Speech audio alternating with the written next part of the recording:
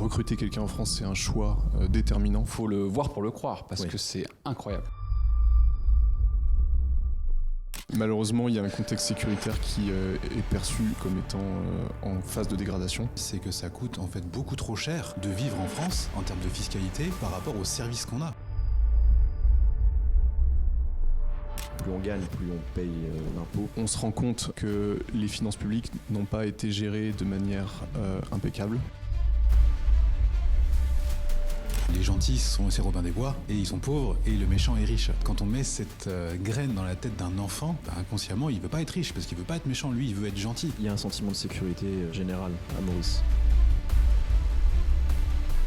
Ça me fait très mal de le dire, mais je me sens beaucoup plus en sécurité ici que quand je rentre chez moi en France. Et pourtant, t'habites en Bretagne. Eh bien bonjour et bienvenue dans ce nouveau podcast. J'espère que vous êtes en pleine forme. Aujourd'hui, on a sorti du lourd. Ah oui. Oui, puisque là, nous sommes en présence de deux avocats spécialisés dans le droit des affaires et en fiscalité. On va parler aujourd'hui d'optimisation, de fiscalité, de ce qui se passe un petit peu en France, d'expatriation à l'île Maurice. Et pour ça, on s'est dit, on va trouver les meilleurs avocats à nos yeux, forcément, pour parler de ces sujets. Nous avons aujourd'hui Maître Simon de Senin, qui est Maître Théo Le Floïc. C'est pour la recherche Google. Comme ça, on a les noms. Merci beaucoup. Citizen Avocat, c'est le nom de votre cabinet. Vous êtes installé en France, à l'île Maurice. Et aujourd'hui, on va vous poser quelques questions, si vous le voulez bien, de nos auditeurs paniqués, notamment entrepreneurs, qui se demandent qu'est-ce qui se passe en ce moment en France, comment est-ce qu'on peut tirer notre épingle du jeu. Pour ceux qui s'intéressent à l'expatriation à l'île Maurice également, parce que nous, on en parle souvent, mais c'est vrai que nous ne sommes pas avocats. Donc, on n'a pas toutes les subtilités. Peut-être, surtout sur Internet, on entend beaucoup aussi de bêtises, il faut le dire. Donc là, on s'est dit, on sort la double expertise, double dose. Et voilà, donc on va vous poser, si vous le voulez bien, les questions qu'on a reçues de notre entourage d'entrepreneurs. Et puis après, on part sur une discussion sur tous ces sujets, si c'est OK pour vous. Oui, parce qu'il y a quand même pas mal de gens qui se posent la question de quitter la France. Oui. Mais il y en a d'autres qui se disent, mais comment faire pour que ces gens ne partent pas ? Oui, parce que ça coûte de l'argent à l'État, ces gens qui partent. Donc il y en a qui sont malins et qui ont des bonnes idées pour faire rester les Français en France. Et dernière chose, avant de vous donner la parole, petit disclaimer. Petit disclaimer. Alors, tout ce qui sort de ma bouche et de ta bouche, c'est notre responsabilité. Oui. N'engage pas ces messieurs, ces experts. C'est vrai, c'est important de le dire. C'est pas parce que vous êtes dans ce podcast que vous adhérez à toutes nos idées, à nos formulations, parfois outrancières, parfois scandaleuses. Donc voilà, je tiens quand même à remettre l'église au centre du village. Nous, on a nos idées, ça nous appartient. Les sulfureux barons du bise.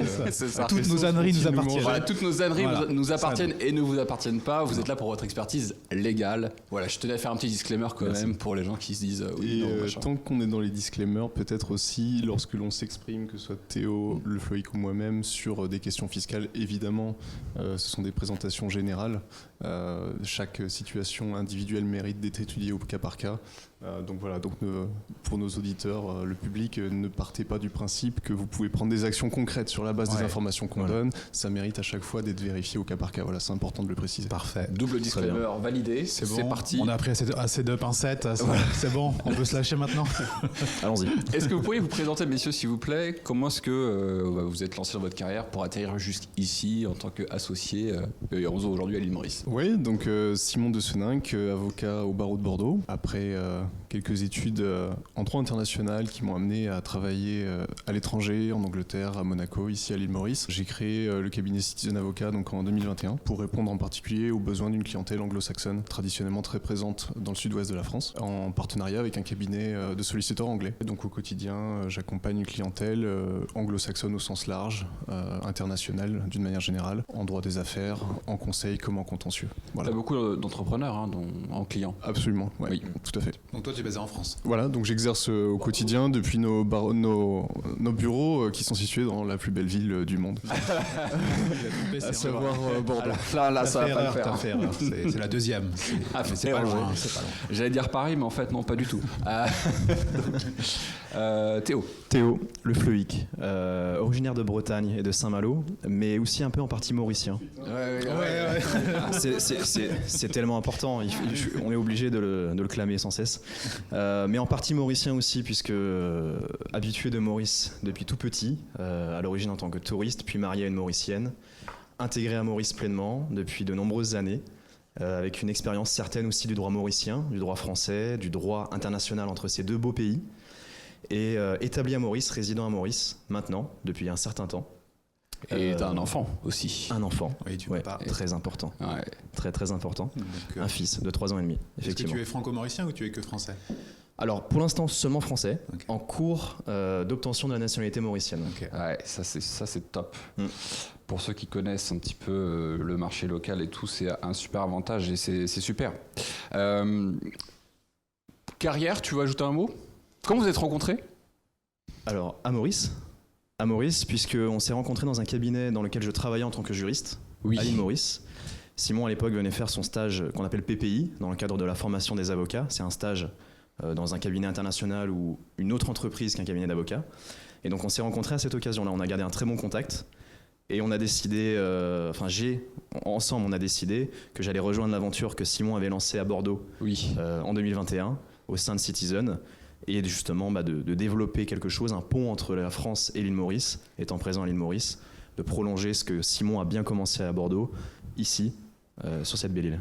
Ouais. Vous mettrez au montage Ti Amo, une musique romantique.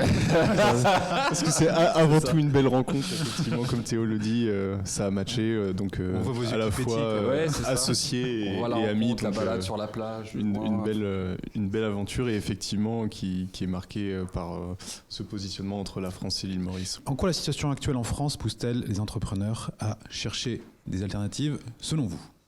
Alors par situation, je parle économique, sociétal, social, le grand mix, voilà, la totale. Ouais. En fait, quand vos clients viennent vous voir, c'est pour quelle raison? Pour moi, je pense qu'il y a des raisons qui sont assez classiques, qui sont vraiment structurelles en France. Et il y a des causes contemporaines qui sont beaucoup plus conjoncturelles, mais qui sont vraiment importantes et qui deviennent de plus en plus fondamentales pour notamment les entrepreneurs.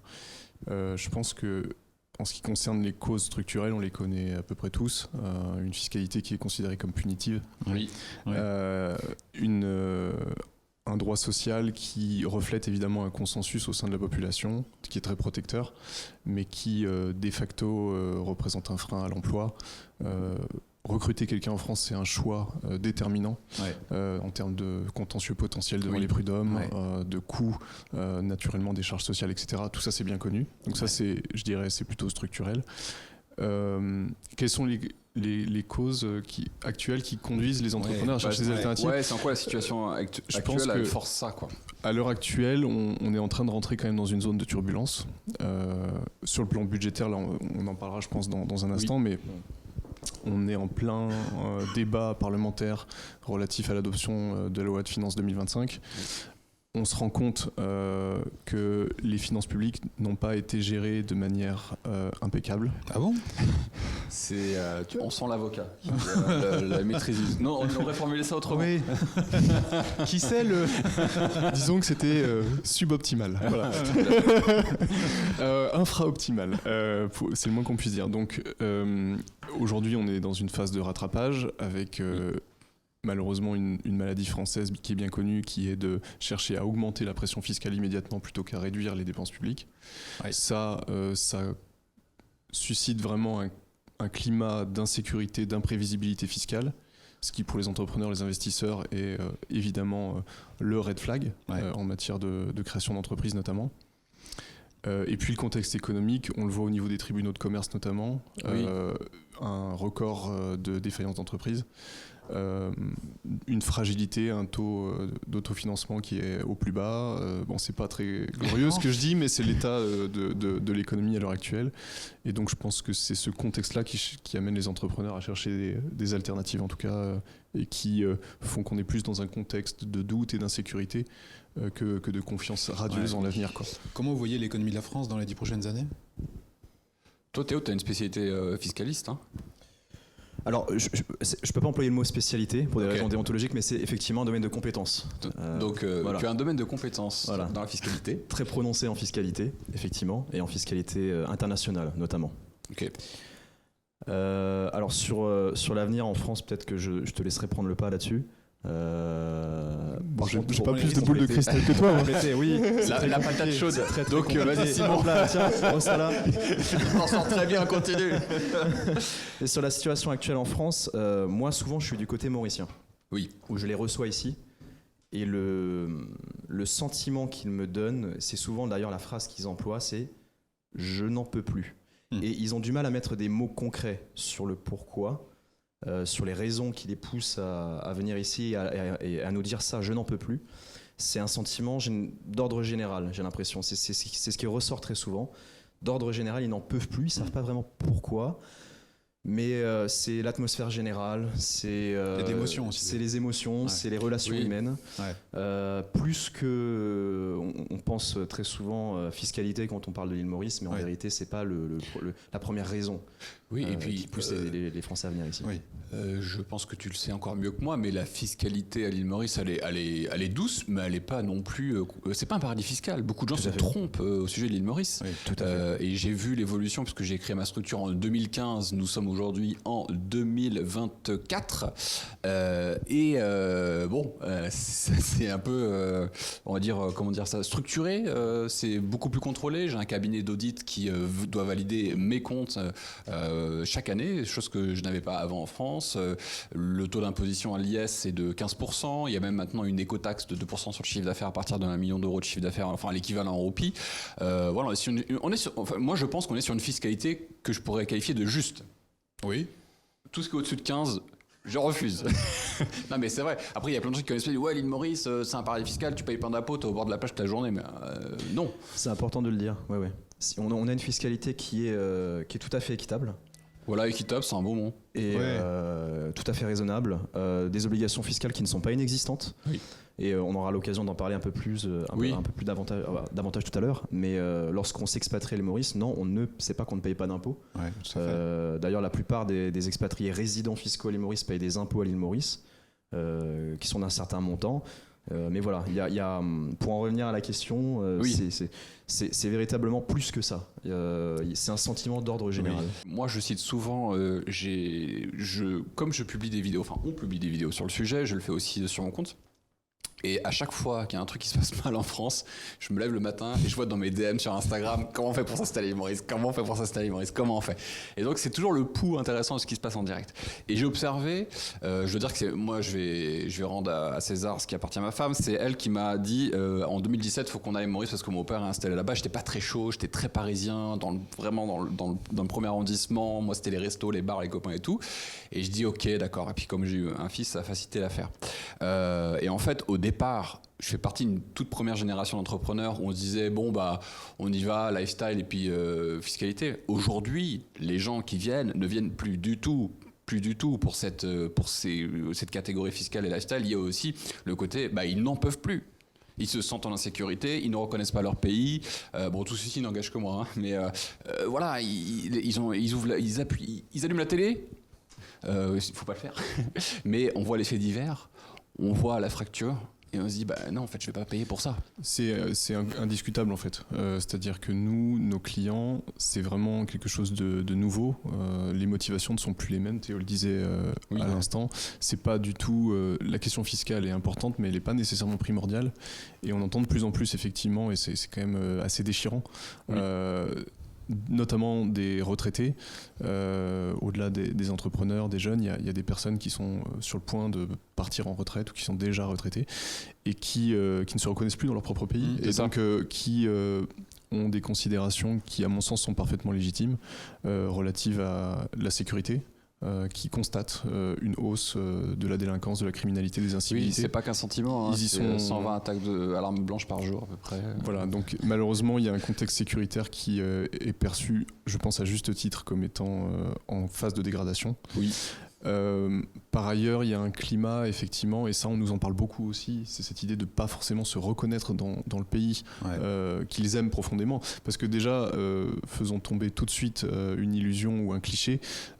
Qui dit expatrié ne dit pas du tout égoïste ou personne qui délaisse son pays. C'est parmi les communautés d'expatriés qu'on trouve les patriotes les plus passionnés qui ont le cœur qui bat pour la France au quotidien. Donc c'est vécu comme un déchirement. Le fait de ne pas se reconnaître dans son pays et de devoir s'expatrier pour ces raisons-là plutôt que pour des raisons économiques. Et ça, on est beaucoup contacté sur ces sujets-là. Mais une des réalités que je vois dans beaucoup d'entrepreneurs français que je connais en France, et notamment dans l'infopreneuriat, puisque c'est notre métier, alors beaucoup d'infopreneurs en France quittent la France parce que, entre guillemets, c'est facile, c'est-à-dire qu'on peut travailler avec son ordinateur de n'importe où.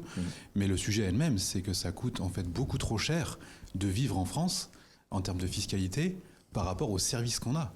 C'est-à-dire que si on était dans un pays où la santé serait excellente, où la sécurité serait excellente, que l'éducation serait excellente, on partirait pas. On dirait ok, ça coûte un peu cher, mais en face les services sont forts et puissants. On se sent en sécurité. Le problème, c'est que ça coûte une fortune.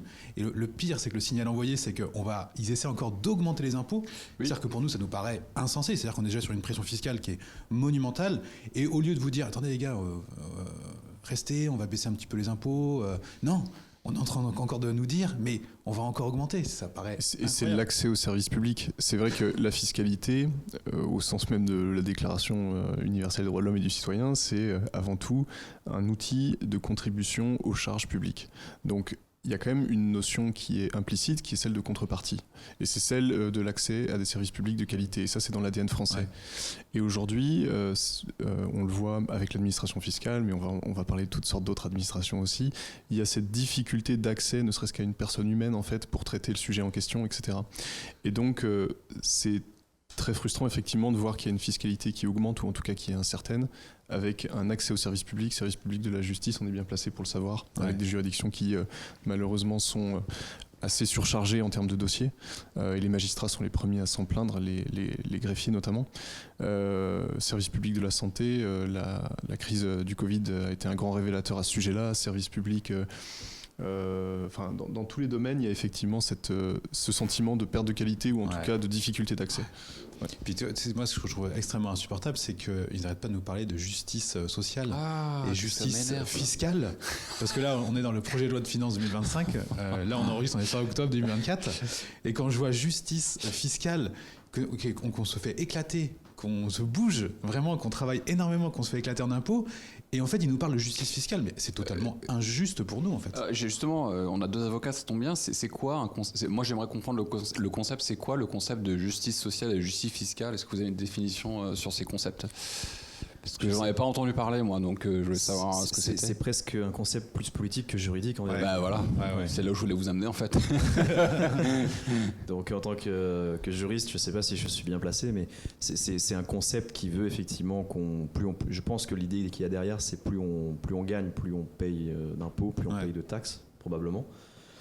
Mais ce qui n'est pas forcément, voilà, c'est une notion qui peut être discutée. Parce que ce que je crois comprendre derrière ce que tu disais, c'est que quand on crée de la valeur et qu'on se bouge, est-ce que c'est normal aussi qu'on se fasse qu'il y ait voilà, une imposition presque qui soit vécue comme une sanction des fois par rapport à la valeur qui a été créée et aux efforts qui ont été déployés? C'est une vraie question, une vraie question de société. Effectivement, je pense que c'est une notion qui est totalement politique ou philosophique. Et donc, bon, c'est pas forcément là qu'on aura la meilleure plus-value peut-être, mais je pense que l'idée sous-jacente, c'est quand même celle de redistribution, quoi. C'est-à-dire que on part du principe que l'état de nature, c'est un état d'abondance, ce qui me semble être démonté, être contesté par les faits. Hein. Je pense que l'état de nature, c'est plutôt on est tous dans des cavernes à crever de faim, et donc les hommes étant égaux par nature, toute forme de disparité économique est nécessairement une injustice en fait. Et donc l'État, avec son bras armé si nécessaire, a vocation à assurer une redistribution, je dirais dans la direction d'une aide à ceux qui sont les moins favorisés. C'est une conception qui est au cœur du socialisme, au sens de l'histoire des idées politiques, etc. Et la difficulté quand même, je trouve, c'est en tout cas quand on se place du point de vue des entrepreneurs, c'est que pour que redistribution il y ait, il faudrait peut-être qu'il y ait une création de richesse quand même. Bien sûr. À l'origine. Oui. Or, l'état de nature, comme je l'évoquais tout à l'heure, c'est the state of scarcity, c'est vraiment on part de rien. Et il faudrait, je pense, essayer d'encourager l'initiative privée pour que richesse il y ait, quitte à ce qu'après il y ait un consensus social qui permette une distribution par le biais de services publics qui soient fonctionnels, d'aides éventuelles qui permettent, lorsqu'on traverse une période difficile de la vie, de s'en sortir et que sa famille soit pas en difficulté. Mais je pense qu'il faut quand même partir de cette idée que s'il y a une richesse, elle a été créée, et c'est plutôt positif que des richesses soient créées. Et c'est pas forcément parce qu'on est riche qu'on a pris cette richesse à quelqu'un d'autre. Et donc... En fait, il y a cette idée, souvent, même à l'école, parce qu'on en parle aussi régulièrement dans nos podcasts, c'est est-ce que vous connaissez le dessin animé Robin des Bois de chez Disney, où en fait les gentils c'est Robin des Bois, et ils sont pauvres, et le méchant est riche. Et en fait, quand on met cette graine dans la tête d'un enfant, en fait, inconsciemment, il veut pas être riche parce qu'il veut pas être méchant. Lui, il veut être gentil. Donc, Robin des Bois, c'est chouette quand même. Après, c'est ça le truc, c'est t'es riche quelque part, t'es un peu, tu vois, t'as fait une t'es un filouterie. coquin, quoi. Ça fait partie des raisons qui motivent l'expatriation. Ouais. C'est une mentalité qui est très, très française aussi, cette façon de voir les choses. On travaille beaucoup avec des anglo-saxons qui n'ont pas du tout cette façon de voir les choses. Chez les anglo-saxons, avoir de l'argent ou être riche, c'est plutôt, ça signifie qu'il y a eu un effort ou que ça a été mérité. Très souvent, ils essaient plus de chercher à comprendre comment il a fait que voilà, de pointer du doigt comme un grand méchant. Alors c'est pas bien sûr tous les Français, mais c'est vrai que c'est une mentalité très française, très souvent, de vouloir un peu pointer du doigt. Mais pourquoi lui il a ça, au lieu de se demander mais comment il a fait. Et peut-être d'essayer de chercher aussi à faire pareil ou d'apprendre que de vouloir tout de suite pointer du doigt. Voilà. Oui, ça fait, et on le voit avec les amendements là, qu'ils ont essayé de passer. C'est-à-dire qu'à Dubaï, vu qu'il y a des entrepreneurs qui ne payent pas d'impôts, ça emmerde les Français. Et vraiment, et on le voit sur LinkedIn, qui mettent des posts en disant ils vont enfin payer à Dubaï. Mais en fait, qu'est-ce que ça peut faire ? On va envoyer les fourches et mais avec les fourches et le bout enflammé, quoi. Moi, je veux pas vivre à Dubaï, mais si à Dubaï, c'est vivre c'est très très différent de Maurice. Ouais. Même pour 0 pour son impôt, je ne vais pas à Dubaï. Mais il paye toujours 0% à Dubaï ? Je ne crois pas qu'il paye 0%. Il n'y a pas un 9. Je ne connais pas tout à fait le système fiscal de Dubaï. Ce que je sais, c'est qu'ils ont une imposition très réduite, je crois, sur certaines sociétés qu'ils utilisent. Mais qu'effectivement une imposition très réduite à un moment donné. Alors après, de là payer 0 impôt, ça me paraît pas réalisable. Oui, en fait, il y a eu pendant longtemps, même sur Internet, le mythe de l'impôt zéro. Et les mecs, ils étaient obsédés par zéro. Mais il faut un sens aussi. Si on prend du recul sur la création de richesse et l'argent magique, on aime bien dire, il faut bien que ça alimente un écosystème au minimum. C'est pas possible d'avoir zéro. Bah oui, il faut quand même un truc. Donc je pense que, et je le dis souvent, il y a beaucoup de personnes quand ils me contactent, ils hésitent entre Maurice ou d'autres destinations. Parce que je veux pas payer d'impôts. Non mais c'est pas l'idée. Après, de quoi est-ce qu'on parle aussi ? C'est-à-dire s'il y a un expatrié qui prend le choix personnel de s'installer éventuellement avec sa famille à Dubaï et que son activité économique n'a plus aucun lien de rattachement avec la France, finalement, effectivement, je te rejoins Fabien, en quoi est-ce que ça nous concerne, nous Français, dans la mesure où il y a aussi un choix, un corollaire éventuel qui est de se priver de certains services ou d'un certain mode de vie qui nous est cher en France.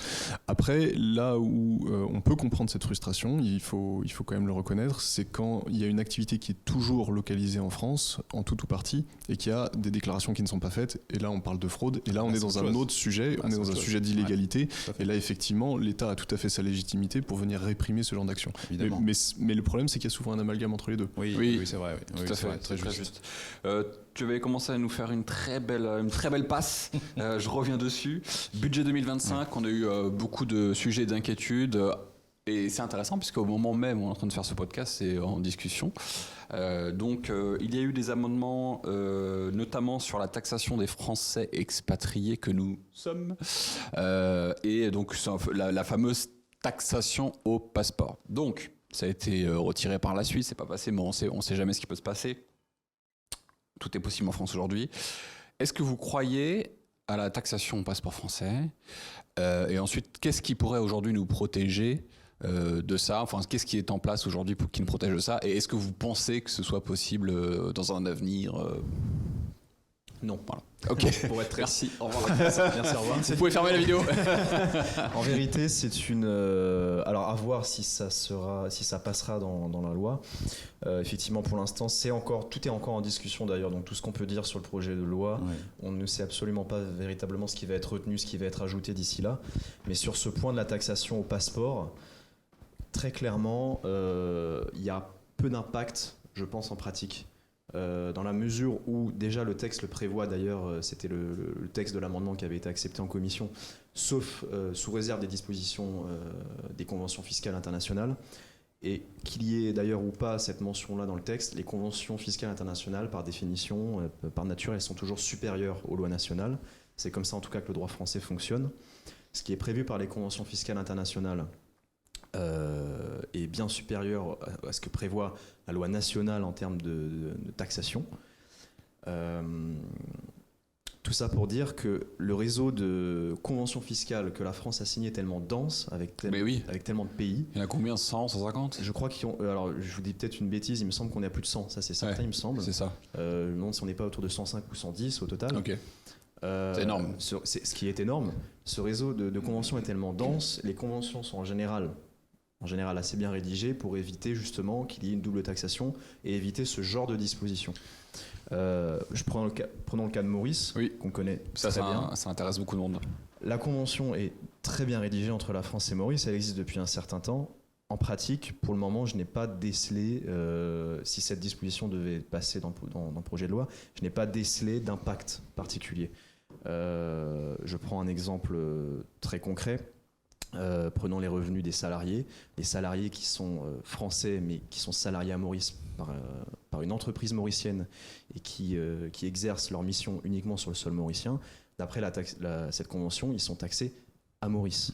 Et ce n'est pas une disposition du Code général des impôts français qui pourra revenir là-dessus. Idem en général pour les revenus d'entreprise, les revenus d'entreprise indépendantes ou les revenus qu'on peut tirer en tant que dirigeant d'une société mauricienne. À partir du moment Comme nous. Voilà, à partir du moment où vous avez votre direction effective à Maurice, où vous effectuez vos missions à Maurice, où vous vivez à Maurice pleinement, la convention est très claire là-dessus. Et ce n'est pas une disposition du Code général des impôts qui reviendra dessus. Je pense que cette proposition d'amendement est essentiellement symbolique. C'est quelque chose de très politique. Elle n'a pas d'impact pratique. Alors elle pourrait en avoir un avec certaines personnes qui sont véritablement dans des pays, pour le coup, de véritables paradis fiscaux, où il n'y a pas de convention fiscale avec la France. Certains pays qui sont opaques sur le plan de la transmission des informations, où il y a véritablement un trou, on va dire, éventuellement, mais on parle d'un nombre très réduit de personnes. C'est la cible, je pense, les États non coopératifs, les véritables paradis fiscaux. La difficulté quand même, et je rejoins Théo sur le caractère symbolique, mais j'aurais peut-être une petite nuance à apporter sur les effets pratiques potentiels. Bon, encore une fois, c'est un projet de loi, donc c'est porté par le gouvernement, donc il faut que ce soit admis en tant que tel. Ces propositions d'amendement, sauf erreur de ma part, n'ont pas été admises, etc. Donc on est quand même sur une probabilité faible d'adoption définitive. Il faudrait encore que ce soit adopté par le Parlement, etc. Mais en admettant que ce type de réforme soit mise en œuvre, déjà, effectivement, ça concernerait vraiment, à mon sens, les États non coopératifs qui, comme leur nom l'indique, ne coopèrent pas beaucoup. Donc déjà, en termes d'efficacité, je ne suis pas certain que ce soit super. En tout cas, que ça atteigne les objectifs recherchés, à savoir abonder au trésor public et obtenir que l'État obtienne des recettes supplémentaires. Donc c'est effectivement quelque chose de très symbolique, et je trouve qu'il y a effectivement un côté un peu, c'est LFI qui a proposé cet amendement-là, il y a un petit peu un côté d'annonce, un aspect d'annonce politique et de coup de communication en quelque sorte. Après quand même sur les effets concrets, pour étudier quand même assez régulièrement la convention bilatérale franco-américaine, spéciale, qui est assez spécifique parce que le droit américain prévoit des aspects extraterritoriaux, c'est-à-dire qu'en gros, sur la nationalité américaine est effectivement un critère pertinent en matière fiscale du côté américain. Et donc, ils ont obtenu, lors des négociations, que la convention franco-américaine contienne certaines clauses qui permettent aux États-Unis de taxer certains revenus sur la base de la nationalité américaine. Le problème, c'est que dans la Convention, on ne parle pas spécifiquement des États-Unis, on parle des États parties. Alors ça allait très bien jusqu'ici, puisque la France n'avait pas ce critère de taxation au passeport. À partir du moment où un tel critère serait adopté, je ne suis pas sûr que ça ne poserait pas des problèmes en application de la Convention franco-américaine, puisque d'un seul coup, la France elle-même deviendrait un État partie qui appliquerait ce critère de la nationalité. Et donc, voilà, c'est sous réserve de recherches complémentaires, etc. Mais à mon avis, et le problème, c'est que les États-Unis, c'est le premier pays d'expatriation des Français. Et c'est très intéressant ce que tu dis, parce qu'en fait, tu viens de trouver une faille à la logique et sans appel, puisque du coup, effectivement, si tu ouvres la boîte de Pandore, c'est de l'autre côté que ça marche aussi, et les enjeux sont trop importants. Cet avocat est brillant. Éric Coquerel t'embrasse. Non mais c'est vrai, c'est une analyse qui est quand même assez intéressante. En fait, ça veut dire quoi ? Ça veut dire que s'il y a des Français qui vont aux États-Unis dans des États où l'impôt est faible, bah, ça va créer des problèmes. Le Wyoming, le Texas, le Nevada, le Maine, le New Mexico, le Delaware, enfin il y en a beaucoup. Et effectivement, ces États-là potentiellement rempliraient le critère de l'imposition inférieure de 50% à ce que l'imposition française serait. Et donc, en admettant qu'un tel critère d'application de la loi fiscale française soit retenu, cette convention bilatérale franco-américaine, paradoxalement, pourrait entraîner une double imposition, plutôt qu'un évitement de double imposition. Ouais. Encore une fois, c'est très spéculatif. Oui, mais c'est intéressant. Mais c'est pas impossible. C'est intéressant parce qu'en fait, leur argument numéro 1, c'est de dire, comme aux États-Unis, il faut faire ça. Mais en fait, c'est compliqué en fait ce que tu racontes, parce que en pratique. Et c'est très intéressant parce que je n'ai pas, comme j'ai pas le niveau de connaissance, j'ai pas eu cette recherche et je trouve ça montre la limite du concept. Donc ça ne passera pas. Enfin, c'est pas passé. Sur ces réformes fiscales d'ampleur, il faudrait vraiment prendre le temps et peaufiner la rédaction du texte, envisager les conséquences. Là, le problème, c'est qu'on est dans un contexte d'urgence avec une situation budgétaire dégradée et des notations d'agences internationales qui arrivent avec une éventuelle dégradation de la note de la France. Donc on est vraiment quand même pas loin d'un contexte de crise politique avec une instabilité parlementaire, etc. Est-ce que c'est le bon moment d'introduire ce type de réforme fondamentale dont on a vu qu'elle serait probablement plus symbolique qu'effective, mais quand même, est-ce que c'est vraiment le bon timing ? Est-ce que vous avez vu cette année des hausses de demandes d'expatriation, des gens qui vous posent des questions, qui veulent vraiment partir ? Est-ce que vous voyez vraiment actuellement, par rapport aux années précédentes ? Il y a un boom, effectivement. Il y a un boom, ouais. Il y a un boom. Les gens se posent beaucoup de questions. Alors c'est ce fameux « j'en peux plus » qui revient de plus en plus. Avant, on nous parlait de lifestyle, de vie sous les cocotiers, de plage, un peu de fiscalité, mais c'était ces choses-là. Et là, c'est véritablement, il y a presque une fuite. Oui. C'est la façon dont on le ressent. Et il y a effectivement une augmentation du nombre de sollicitations. Et les profils des gens est varié ou pas ? C'est une bonne question. Je dirais pas tellement sur l'île Maurice, en tout cas. Sur le cas de l'île Maurice, j'ai pas remarqué de profils forcément différents. C'est quoi, c'est plus entrepreneur pour Maurice ? On a beaucoup d'entrepreneurs qui ont quand même un peu, la plupart du temps, la cinquantaine, qui ont déjà un peu roulé en France, qui cherchent autre chose. Quelques retraités aussi, quand même. Il y a pas mal de retraités sur Maurice. Alors après, des fois, on a aussi des entrepreneurs qui sont en exercice en France, qui ont des entreprises en France et qui souhaitent élargir un petit peu leur entreprise avec des filiales locales ou des services à développer aussi sur Maurice. Même dans ma résidence, j'ai un voisin qui a sa boîte en France, mais qui lui, en tant que dirigeant, est venu vivre à Maurice parce que pour tous les trucs dont on parle, c'est-à-dire que même les gens qui ont des boîtes en France veulent quand même s'expatrier à titre personnel. Alors, c'est très important ce que tu soulignes. En vérité, très souvent, la demande, en tout cas nous à laquelle on fait face, c'est plus de l'ordre du personnel qu'au niveau de l'entreprise. C'est-à-dire que les dirigeants ou les associés, enfin les entrepreneurs eux-mêmes, personnes physiques, veulent venir à Maurice pour y vivre. Leur entreprise, pour autant, ne change pas forcément de pays. Et d'ailleurs, dans la plupart des cas, leur société reste française, leurs activités restent françaises, les impôts sur les sociétés de ces entreprises restent payés en France et déclarés en France. Ce sont véritablement eux, en tant que personnes physiques et dirigeants, qui des fois, pour des raisons personnelles diverses et variées qu'on a déjà un peu évoquées, veulent venir ici. Et c'est presque le cas typique qu'on a. C'est presque plus une question de transfert de résidence personnel sur le plan juridique, sur le plan physique, sur le plan du foyer et sur le plan fiscal qu'un transfert des entreprises ou une fuite des capitaux finalement. Oui, tout à fait. Il y a pas mal de personnes donc, qui s'intéressent à l'île Maurice. C'est vraiment, je dirais, nous, dans ce qu'on observe, c'est l'alternative numéro 1 à Dubaï. C'est vraiment dans nos métiers, je parle, dans les infopreneurs. Et il y a beaucoup de personnes qui se reconnaissent ici parce que c'est beaucoup plus familial, il y avoir des enfants, la qualité de vie, voilà, on va pas revenir là-dessus. Par contre, il y a une question sur... Les Français ne connaissent pas très bien Maurice déjà, même si c'est comme pour eux c'est vraiment un paradis, c'est un lieu idéal pour les vacances. Il y en a qui pensent que, j'en parlais encore avec mon camarade, il y en a qui pensent que c'est français parce qu'il y a la Réunion qui est à côté, puisque avant ça s'appelait Île-de-France, etc. Donc ils connaissent mal comment ça se passe vraiment à l'intérieur. Donc ma question ce serait pour vous, est-ce que Maurice est suffisamment stable pour s'y installer à long terme? Quels sont les avantages structurels de Maurice pour un entrepreneur ou un investisseur qui veut venir s'installer ici? Oui, définitivement, pour y être depuis quelques années, le pays est stable, il est même en plein développement économiquement. Voilà, c'est un développement continu. Et sur le plan juridique et politique, il y a quand même une stabilité qui est remarquable en Afrique. Véritablement. Oui, parce que nous sommes en Afrique. Oui, nous sommes en Afrique. Nous sommes en Afrique. Et nous sommes dans le pays, je crois, il me semble, le plus développé d'Afrique en termes de développement humain et d'accès aux soins, enfin tout ce qu'on peut penser. Il y a une stabilité qui est remarquable. On est dans un pays démocratique, avec une démocratie qui fonctionne, une vraie. Sur le plan juridique, il y a des éléments, je dirais, qui sont de véritables garanties aussi. Il y a le Code civil. Ouais. Le Code civil, alors dans sa version de 1804, qui a un petit peu changé. La meilleure. C'est la meilleure. Ouais.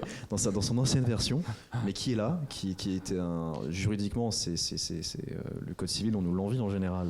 C'est véritablement sur le plan juridique quelque chose d'extraordinaire. Donc non seulement en plus l'entrepreneur français s'y retrouve un peu, puisque le Code civil c'est quoi? C'est le droit des contrats. Principalement, donc c'est le droit de la famille aussi. Donc on retrouve les mêmes façons de fonctionner. On a des lois qui sont bien écrites, bien rédigées en général. Les institutions fonctionnent. Alors avec un accès à ces administrations. Avec un accès facilité. Et là, c'est un élément de contraste. Ouais. On en reparlait ce matin. J'ai un exemple très concret, c'est l'administration fiscale à Maurice. L'administration fiscale à Maurice, quand j'ai une question, parce qu'on a toujours des questions, même en tant qu'avocat, on n'a pas la science, ça infuse. Des fois, on discute avec l'administration directement. On a accès, on peut leur poser une question directement par email. On a quelqu'un en face qui nous répond avec un nom, un prénom, un numéro de téléphone. On peut le rappeler derrière, on peut échanger au téléphone. Il va nous répondre, on peut aller sur place, se déplacer, solliciter un rendez-vous et le voir. Et alors même si ça on peut le faire ailleurs, je trouve qu'à Maurice c'est encore plus fort. Oui. Il y a véritablement, j'ai le sentiment que on veut nous aider, on veut nous aider à comprendre nos obligations, on veut nous aider à comprendre le cadre réglementaire dans lequel on fonctionne. Et ils veulent véritablement nous aider à bien faire les choses. Ça c'est majeur, hein. Pour les entrepreneurs en particulier. Très clairement. Parce que là, en France, c'est quand même un élément d'anxiété.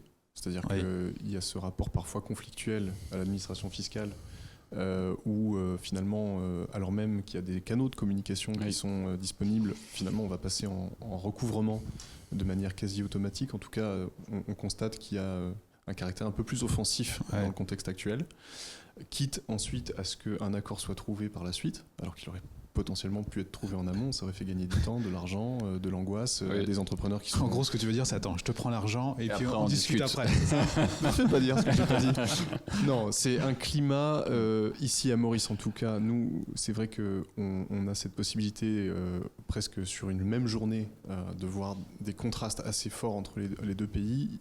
En tout cas ici à Maurice, il y a ce climat constructif, bienveillant, où on essaye d'aider les entrepreneurs, les expatriés, etc., à s'acquitter normalement de leurs obligations fiscales. En règle générale, c'est le cas aussi en France. Il y a des excellents agents de l'administration fiscale française qui sont ultra compétents. On a au quotidien quand même dans l'ensemble de très bonnes relations avec eux. Voilà, c'est important de le rappeler. Mais on a néanmoins une tendance à la mise en recouvrement ou au redressement ou à l'indisponibilité qui est plus marquée et qui constitue un facteur d'anxiété pour les entrepreneurs Après, qui sont établis en France. Ça fait partie intrinsèquement en fait, de la population.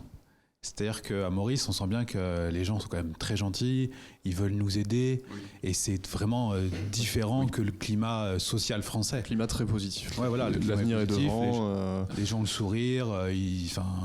Pour avoir des problèmes à Maurice, il faut quand même y aller, quoi. Oui. Même sur la route, voilà, ça se passe toujours bien. Alors, il y a toujours un ou deux cas. Mais en France, c'est pas une expérience compliquée. Oui, c'est... Non, mais franchement, Je suis sensible à la circulation mauricienne quand même. Ah oui, par contre, ils ont. Pour les l'amour quelques fois. Oui, ça oui, mais c'est avec le sourire. Mais c'est avec le sourire. Voilà, Tu prends l'amour avec le sourire. voilà, tu trouves l'amour avec le sourire, ça passe toujours mieux. Et c'est vrai que moi, je me souviens de très mauvais souvenirs avec l'administration fiscale française. À chaque fois, c'était très angoissant. Toutes mes interactions étaient compliquées.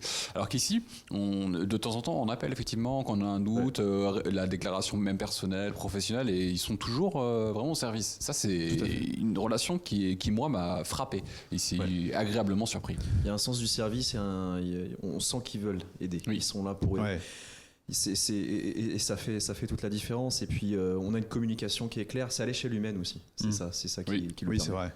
Après, vraiment, il faut que ce soit clair quand même. Nous, notre but, vous l'avez compris, on est tous les deux très attachés à la France. Oui. Théo à la Bretagne en particulier. Donc on est vraiment, charnellement amoureux de ce pays. On n'est pas du tout là dans une optique de dénigrement ou de critique systématique. Mais c'est vrai que ce sont des choses qui sont vécues de manière différente entre les deux pays, que ce sont des choses qu'on constate et que ce sont des pistes d'amélioration possibles. Surtout qu'il y a quand même un paradoxe qui mérite d'être souligné en ce qui concerne la France, c'est que c'est un pays qui fait tout à l'heure actuelle pour s'intégrer dans une certaine forme de mondialisation, qui à mon sens est caduque et dépassée, qui remonte aux années 80 et qui mériterait d'être vraiment repensée, et qui est notamment organisée à l'échelle de l'Union européenne, avec une mise en concurrence recherchée, voulue, notamment par la libre circulation des personnes, des capitaux, des marchandises, des services, etc. Tout ça est bien connu.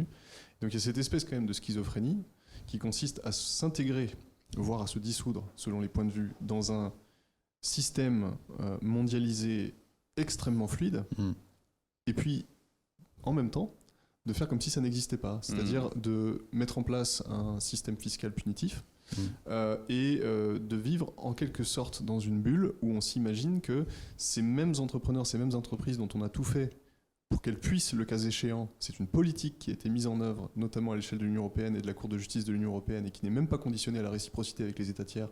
On a tout fait pour qu'elles puissent éventuellement délocaliser, ou que les entrepreneurs puissent s'expatrier. Et en même temps, on fait comme si ça n'existait pas, et on met en place un système extrêmement rigide et punitif sur le plan fiscal. Ouais. Ça donne des expatriations, ça donne des délocalisations. Si c'est ce qui est souhaité, je ne pense pas que ce soit le cas, très bien. Mais je pense qu'à long terme, c'est objectivement négatif pour la France. Oui, c'est vrai qu'actuellement, je voyais qu'ils veulent faire rentrer la Moldavie, là, ou un pays de l'Est. Ouais. Et en fait, ils forcent pour que la Moldavie rentre, alors que les Moldaves n'ont pas forcément envie. Enfin, je n'ai pas exactement tout suivi. Ça, c'est vraiment des considérations géopolitiques ultra sensibles, parce qu'effectivement, là, on est au carrefour des influences, et on a finalement... de mon point de vue, deux sphères expansionnistes qui se rencontrent. Une Union européenne qui a toujours favorisé l'intégration progressive de nouveaux États membres, et il est assez unanimement admis, ou en tout cas majoritairement admis, que ça va trop vite, trop loin, et qu'il y a des vraies questions d'harmonisation, des vraies questions de disparité de niveau de vie, etc. On l'avait déjà vu à l'époque. Je crois que c'était en 2007 de mémoire avec la Bulgarie, la Roumanie, etc. Exact. On a un système déjà qui a des bases qui sont fragiles et qui ne sont pas universellement admises, et qui a cette tendance à une expansion, à mon sens, trop rapide. Et de l'autre, on a effectivement une Russie, on en parlera peut-être tout à l'heure, de la reconfiguration et de la mondialisation et comment est-ce que ça peut impacter les entreprises. On a une Russie qui, à l'évidence, est dans une logique de grand retour sur la scène internationale, y compris belliqueuse. Et là, on est sur des points de tension extrêmement chauds qui mériteraient toute la nuance de la diplomatie au sens traditionnel du terme pour éviter les conflits. Et malheureusement, on est au contraire dans une confrontation de plus en plus... Oui, c'est juste parce que dans le fait de l'expatriation, il y a aussi la sécurité, mais pas que la sécurité intérieure, il y a aussi quand même la sécurité extérieure. Alors là, ça a redescendu avec la Russie, Mais l'année dernière, c'était quand même, même depuis 2 ans, on se pose des questions. Ça Donc, a des impacts sur le cours des matières premières, ça a des impacts sur donc les charges des entreprises, sur le cadre juridique, les sanctions, c'est majeur. Ouais. Ça bouleverse l'économie. Je vous donne un exemple très concret. Mon frère, il a repris le restaurant de mes parents et quand le conflit a explosé, ils ont eu des graves problèmes pour faire frire des aliments, quoi. Parce que les huiles avaient augmenté, parce que tout a augmenté et qu'il y avait une vraie question d'acheter différemment et de préparer différemment les plats proposés. Il y a un impact concret, quoi, dès les premières semaines du conflit. Mais bon, là, c'est un peu tassé parce que c'est les élections présidentielles, l'élection américaine. Donc pour l'instant, c'est un peu figé là. Ouais. D'ailleurs, sur ce sujet, est-ce que vous pensez que les élections américaines ont un impact juridique dans le monde ? Très large comme question. C'est une très belle question. Ouais. Combien d'heures on a ? Il va falloir faire un autre podcast. En fait, est-ce que vous pensez que l'issue des élections peut changer en France des choses en matière même de l'Union européenne en termes juridiques ? Oui, absolument. On assiste aujourd'hui, je pense, à une reconfiguration globale de la mondialisation et une opposition entre deux modèles tout à fait différents.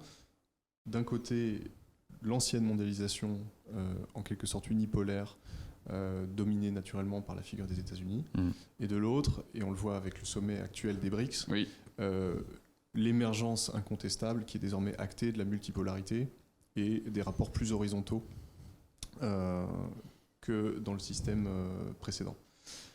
Et la difficulté quand même, c'est que ce monde presque ancien de la mondialisation telle qu'elle a émergé à la suite de la Seconde Guerre mondiale, des accords de Bretton Woods, du dollar comme monnaie d'échange internationale incontestée, de la Pax Americana, qui est un concept quand même un peu paradoxal quand on sait le nombre de guerres qui ont été menées dans le monde. Hein. Donc, Barack, on t'embrasse.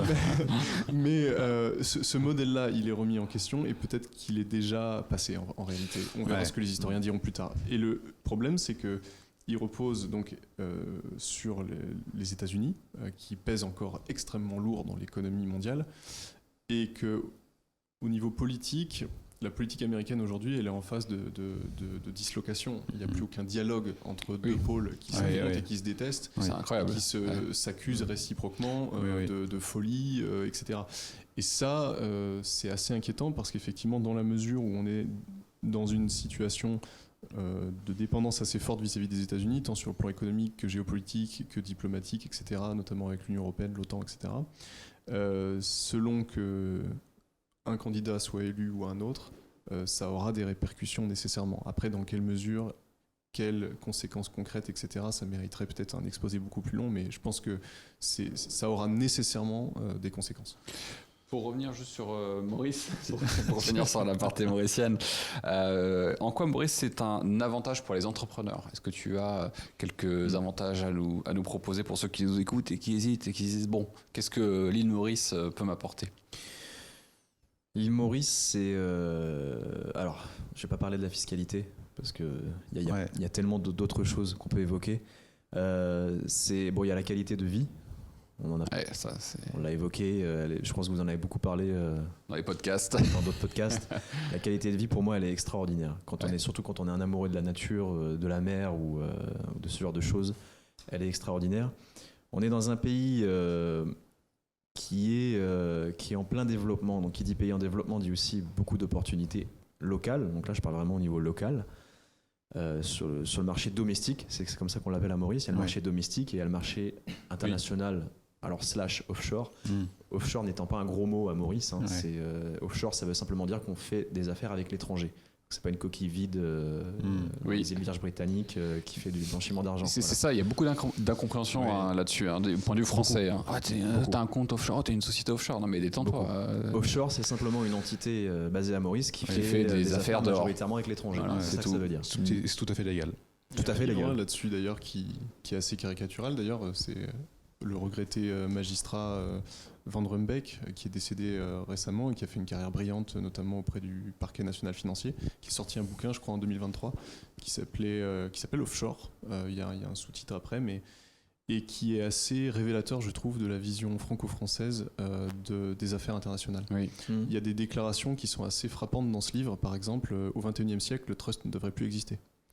Or, d'un point de vue anglo-saxon, cette phrase n'a absolument aucun sens. C'est comme si on disait que le mandat ne devrait plus exister. Or, en droit français, en droit civil français, le mandat, c'est le b.a.-ba, on l'utilise au quotidien.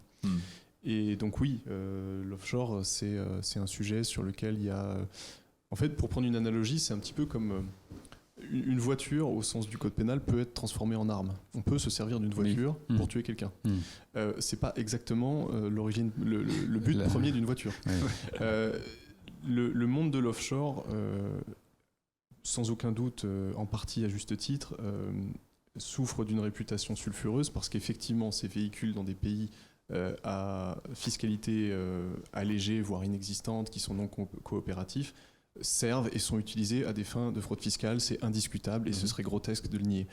Mais une partie significative, voire, on n'a pas les chiffres évidemment, mais potentiellement majoritaire de l'activité offshore, c'est très concrètement, je ne sais pas, si on prend un exemple, un entrepreneur de nationalité sud-africaine qui a un gros réseau en Afrique pour la vente de matières premières quelle qu'elle soit, et qui peut agir comme intermédiaire avec des acheteurs basés en Occident. Pourquoi irait-il créer sa société en France ? Pourquoi irait-il créer sa société en Afrique du Sud alors qu'il y a des restrictions extrêmement fortes sur les transferts de capitaux ? Pourquoi n'irait-il pas plutôt constituer une authorized company, une GBC, que sais-je, une société peut-être même domestique mauricienne, qui bénéficie non seulement d'un cadre fiscal allégé, mais surtout prévisible, d'une absence totale de restrictions au transfert des capitaux, qui est parfaitement compatible avec une structuration contractuelle, avec un droit français, par exemple, qui serait applicable et qui régirait cette relation d'intermédiation. Et dès lors qu'on évolue dans le commerce international, l'offshore, il est immédiatement perçu, immédiatement remarqué. On a des véhicules de Hong Kong, de Singapour, on a des sociétés, j'en sais rien moi, des quatre coins du monde, les Émirats Arabes Unis naturellement, les États-Unis aussi. Et c'est dès lors qu'on évolue dans le droit du commerce international, ces véhicules-là, on les trouve tout de suite, parce que les échanges de capitaux, les investissements passent par ces structures-là. Et c'est absolument pas automatique ou nécessaire que l'on trouve de la fraude fiscale. Ça, c'est une. Comme je prenais l'analogie des voitures dont on pourrait se servir comme une arme. L'utilité principale d'une voiture, c'est de rouler et de se déplacer avec. L'utilité principale d'un véhicule offshore, c'est de réaliser des investissements à l'international et de faciliter les échanges de capitaux. Après, oui, ça peut être utilisé à des fins illégales, mais ça, n'importe quel avocat digne de ce nom s'abstient de ce type de... Et ce que tu dis, c'est très juste sur la schizophrénie, puisque en fait, on veut s'ouvrir au monde, on veut devenir européiste, mais les Français gardent cette idée qu'en fait, on est encore le centre du monde, puisque la France, au Moyen-Âge, à la Renaissance, c'était le centre du monde, et on ne pense pas, en fait, dès qu'on parle d'entreprise à l'étranger ou de compte en Suisse, ça veut dire qu'en fait, on est un escroc. El famoso compte Alors suisse. que absolument pas, ça, c'est tout à fait légal d'avoir des comptes, il faut les déclarer. Mais il y a cette idée en France, malheureusement, de se dire que tout ce qui est offshore, tout ce qui est compte à l'étranger, c'est voilà, on est sur un escroc, mais absolument pas. Et justement, pour assurer les entrepreneurs qui seraient intéressés par le offshore à Maurice, donc quand je dis offshore, voilà, c'est faire des affaires ou des investissements vers l'étranger. Maurice, je ne connais pas toutes les juridictions offshore, mais ça me semble irréprochable de notre expérience personnelle et avec nos clients. On est dans une juridiction alors qui a tous ses avantages, la libre circulation des capitaux, il n'y a pas de contrôle de change comme on peut avoir en Afrique du Sud, au Nigeria ou dans d'autres pays africains. Ça veut dire que 100% de ce qu'on investit ou qui passe par Maurice peut ressortir. La Banque centrale ne va pas bloquer un pourcentage des devises sur place. On a un système juridique fiable. On a des tribunaux qui fonctionnent bien, même des tribunaux arbitraux. Un droit compréhensible, voilà. Quelque chose on a une juridiction où on est presque garanti, on est sûr que ça va fonctionner pour faire des affaires avec l'étranger. Et on est aussi au niveau réglementaire, alors je pense à tout ce qui est loi anti-blanchiment d'argent, financement du terrorisme et anti-prolifération des armes de destruction massive, je crois que c'est comme ça que ça se dit, c'est une phrase très longue. Ce cadre réglementaire, il est très bien appliqué à Maurice. Depuis, justement, il y a quelques années, Maurice était passé sur la liste grise. Du vilain, t'es le vilain petit canard. Maintenant, on est sorti de ces listes-là. Même pour nous, entrepreneurs, parfois, on se dit, mais allez, c'est bon, laissez-nous tranquille. On veut juste mettre de l'argent sur un compte. Alors, ça agace beaucoup de clients, notamment quand ils veulent aller ouvrir un compte bancaire. Ils ne comprennent pas pourquoi on leur demande leur fiche de paie, etc. Effectivement, quand on ouvre un compte bancaire à Maurice, on a l'impression qu'on demande un prêt bancaire. Mais c'est parce que justement la juridiction prend ces choses-là très très au sérieux. Et pour revenir à l'offshore par exemple, les offshore à Maurice sont réglementés, alors je dirais réglementés, surveillés et managés par des compagnies, par les management companies, qui sont des acteurs professionnels hyper réglementés et hyper surveillés à Maurice, des professionnels en général de la comptabilité, avec un peu de fiscaliste aussi et du droit. Qui vont justement veiller un peu au grain, s'assurer que ces compagnies offshore ne sont pas là pour faire simplement du blanchiment d'argent ou de la fraude fiscale. Et la surveillance est telle, la réglementation est tellement appliquée qu'on est vraiment sur quelque chose. On sait que quand on vient faire des affaires à Maurice, on n'est pas finalement, on n'est pas en train de faire n'importe quoi. C'est un coût, tout ça. Donc l'activité économique a plutôt intérêt à être viable et authentique, parce que c'est un coût. C'est sérieux. Mes comptes de société, les tiens aussi, sont maintenant audités par un audit externe. Ça coûte 2 000 € ou 2 500 € l'année. Ça n'existait pas avant. Aujourd'hui, là, c'est obligatoire. Bam, 2005. Donc oui, effectivement. Et puis la management compagnie, la comptabilité, il faut payer ça tous les mois, plus les licences FSI, etc. Enfin, tout ce qu'il faut payer en licence. Donc c'est hyper cher. Enfin, hyper cher. C'est un coût. C'est un coût, oui. Alors, mais c'est un gage de sérieux. Je pense quand on est avec des partenaires à l'étranger, je pense qu'aujourd'hui, avoir sa société à l'île Maurice, c'est un gage de sérieux. Ça montre ça a changé énormément. Ouais, tout à fait. Donc voilà, il y a pas mal d'avantages. Qu'est-ce qu'il y a comme avantage encore ? Il y en a plein. Il y en a tellement. Moi, ce que j'aime beaucoup ici à Maurice, c'est que en fait, les gens font vraiment attention à ce que leur pays ait une belle image. Oui. Et ça, je trouve ça vraiment génial. Très patriote. Parce que dès qu'il y a, par exemple, un Mauricien qui a mal son comporté et s'est mis sur les réseaux sociaux, les commentaires en dessous, c'est oh là là, mais non, mais ça, c'est pas du tout Maurice, en fait, c'est juste un cas isolé. Et les gens vraiment font attention à ce que leur pays ait une belle image. Et ils aiment beaucoup leur pays, le drapeau mauricien, ils en sont très fiers. Ça fait vraiment plaisir de voir des choses comme ça. Parce qu'en France, quand tu mets ton drapeau au bord de ton balcon, en fonction de là où tu habites, ça peut être un problème. Ce que je trouve sidérant.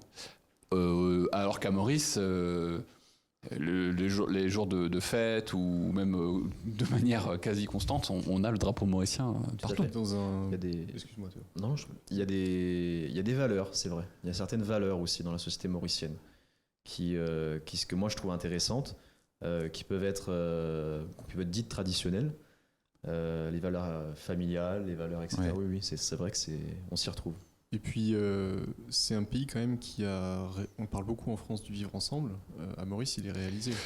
C'est-à-dire qu'on a dans une même rue un temple hindou, un temple tamoul, une mosquée, une église protestante, etc. Et ça, c'est vraiment une réalité quotidienne. C'est-à-dire que c'est un pays qui est pluriethnique en raison de son histoire, de son passé colonial, etc. Et pluriconfessionnel. Et ça marche. Et ça marche et c'est authentiquement... alors, il peut y avoir, aucun pays n'est parfait, il peut y avoir des tensions parfois ou certaines communautés qui ne se mélangent pas tellement mais qui vivent un petit peu chacune de leur côté. Mais dans l'ensemble, franchement, il y a une vraie tolérance pour le coup qui est belle à voir. Ce que tu dis est très juste. Peut-être que toi, Théo, tu pourras compléter parce que tu es vraiment au cœur vu que tu partages ta vie avec ta femme qui est mauricienne. Il faut venir, faut le voir pour le croire parce que c'est incroyable. C'est vrai que ça... Par rapport à la France, France, on nous vend un système où tout le monde doit se mélanger, peu importe, tout le monde doit s'aimer. Mais en fait, les Mauriciens, ils s'aiment réellement, ils restent dans leur communauté, parce qu'en fait, ils restent avec leurs gens qui leur sont proches et ils respectent les autres. Oui, tout à fait. Et puis, ils cherchent pas à empiéter en fait sur les autres. Et puis, il y a une réalité que tu peux nommer. Tu sais très bien qu'il y a certaines catégories qui vont être plus, par exemple, dans les commerces ou les affaires. Tu as les sino-mauriciens, par exemple, qu'on retrouve à certains postes, à certaines activités. Et c'est des choses qu'on n'aurait pas le droit de dire en France. Oui, certes, cette communauté-là fait plutôt ce truc-là. Attendez, c'est un peu raciste ce que vous dites. Alors qu'ici, c'est communément en France. Oui, ici, c'est communément admis. C'est un état de fait, oui. Et c'est OK. Enfin, je veux dire, aucun problème, quoi. Ouais. Tout à fait. Et ça fait du bien, ça fait plaisir. Il n'y a pas de politiquement correct qui gangrène les relations. On respire quand même avec cette positivité. Ouais. Oui. Ouais. Du moment qu'on n'est pas dans l'insulte ou dans l'offense, vraiment. Ouais. D'ailleurs, ici, c'est très très mal vu. Justement, l'insulte publique, l'offense, c'est quelque chose. Quand on fait les courses dans les supermarchés, il y a souvent les petits panneaux, pas d'insulte, insulter à Mauricien, enfin s'insulter ici, c'est très grave. C'est une vraie marque, une vraie attaque. C'est une société absolument non violente. Hein. Oui, c'est vrai. Dans toutes les années que j'ai pu passer ici, et comme dans tout pays, il y a quelquefois un fait divers. C'est essentiellement des faits divers passionnels, souvent de famille. Ouais, exactement. Des agressions physiques, c'est quasiment nul. Ouais. Quand de voir deux Mauriciens qui se bagarrent, c'est effectivement une bagarre de jurons plus qu'une bagarre, vraie bagarre. C'est vrai. Et c'est rare. Ouais. Et c'est très rare. Moi, je l'ai vu très rarement dans des lieux publics. Hein. Je l'ai vu une fois ou deux, maximum 8 ans. En France, tu nous prends un café, ok connard, assis-toi. C'est un peu ça. Quand on était en Belgique, parce que la Belgique et la France, c'est pareil maintenant. Tu te rappelles quand on était en Belgique en avril? Oui. On était en train de prendre un petit café dans un bar. Et là, dehors, 2 mecs en train de s'éclater. Alors attends, je me souviens plus. Le mec, il tenait au sol et tout, il l'éclatait. Ah, peut-être, ouais. Alors, je veux pas dire les ethnies pour pas être traité de raciste, mais ça devient un cliché en Europe, quoi. Et à Maurice, ça n'existe jamais. Non, il y a pas en tout cas, je n'ai jamais vu. Il y a très peu il y a très peu de violence publique en fait. Ouais. On se sent en sécurité. Donc.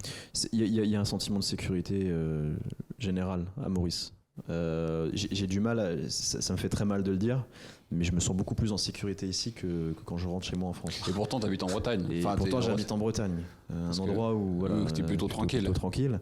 Alors, ça dépend où. À Saint-Malo, je me sens encore très très bien. La ville de Rennes, où j'ai fait toutes mes études, c'est plus chaud. C'est devenu très très chaud. Ouais. C'est devenu très compliqué. Et ma femme, qui n'a connu quasiment que l'île Maurice, quand elle s'est retrouvée à Rennes, elle se sentait pas bien du tout. Oui, je comprends.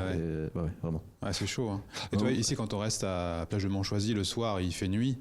En France, tu pourrais dire, oula, il fait nuit, il n'y a rien d'éclairé, donc tu pourrais un peu avoir peur, te dire attention, il y a un gars qui arrive, je vais me méfier. À Maurice, absolument pas. Il y a un gars qui arrive, c'est une personne normale qui marche. Quoi. Ouais, je me souviens la première fois qu'une de mes nounous était venue en France et on est passé par la région parisienne de là où on venait. Elle était à la gare, la pauvre, elle était pas très bien. Ouais. Elle avait jamais connu ce sentiment un peu de tension et tout, etc. Et c'est fortement dommage. Enfin, moi, comme tu le disais, en fait, moi je pense qu'il n'y a pas plus patriotes que les entrepreneurs comme nous qui sont expatriés ici et qui regardent leur pays. Et nous, on aime profondément la France, et c'est vrai que dépeindre là ces situations-là, c'est toujours avec une pointe au cœur que je le fais, parce que ça m'attriste énormément, ça c'est sûr. Tu voulais dire quelque chose, Simon, peut-être? On en discutait hier d'ailleurs, parce qu'on s'est fait une petite soirée 50 nuances de projet de loi de finances. Ils ont beaucoup Qu'est-ce qui s'est très passé particulier. hier soir Et effectivement, donc on a rencontré un entrepreneur expatrié ici à Maurice qui nous parlait de ça. En fait, alors que le bonhomme fait quoi, 2,20 m pour 300 kilos. Donc un beau bébé, mais... Donc il expliquait qu'effectivement prendre le métro avec sa copine à Paris, c'était devenu une source d'angoisse, quoi. Ouais. À titre pour l'anecdote, moi il y a peu de temps j'étais dans le 5e arrondissement avec un copain. Juste à côté du Panthéon, etc. On a fait 20 mètres, on s'est fait agresser 2 fois. Ah oui, d'accord. Voilà, c'est du vécu, quoi. Donc c'est un sentiment d'insécurité. Non, mais vraiment, cet été, on est rentré nous là où on est originaire, à Angers, et on y a été en centre-ville ensemble.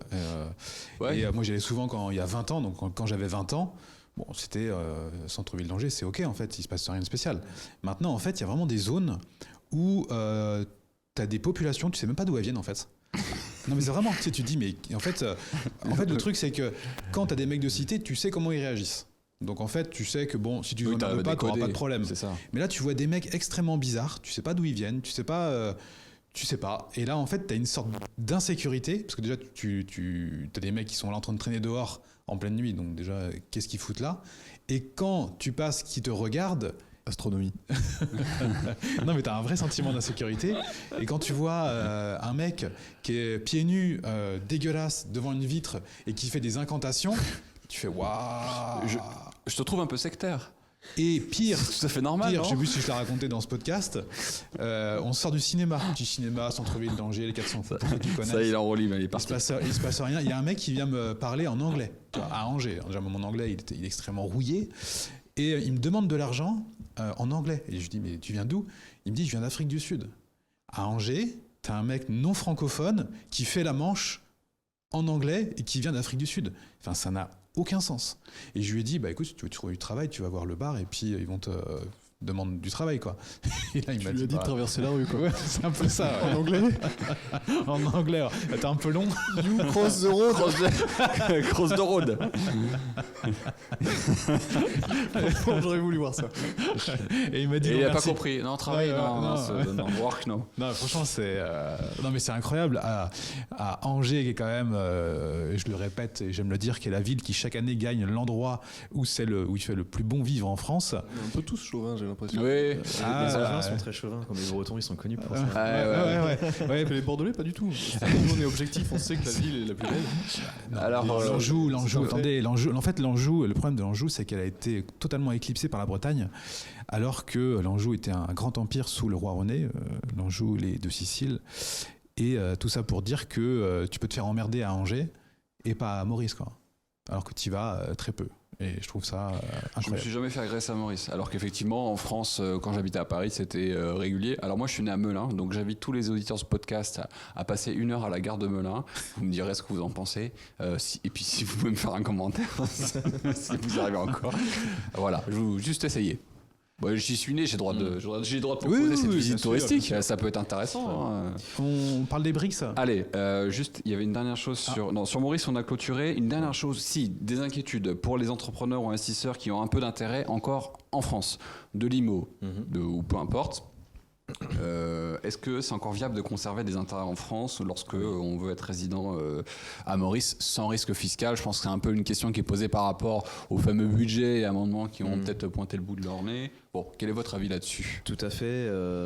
Alors un peu de technique peut-être. Quand on transfère par exemple sa résidence fiscale à Maurice, ça ne veut pas dire qu'on part avec sous le bras, qu'on part sous notre bras avec tous les capitaux, l'argent, les sociétés et compagnie. Et d'ailleurs très souvent le schéma, en tout cas classique, nous qu'on rencontre, c'est l'entrepreneur, l'investisseur ou l'associé, le chef d'entreprise vient à Maurice parce qu'à titre personnel il veut vivre à Maurice. Et on a parlé d'immobilier, très souvent il a des SCI, il a de l'immobilier qui sont en France, qu'il veut conserver en France. Ça pose absolument aucun problème.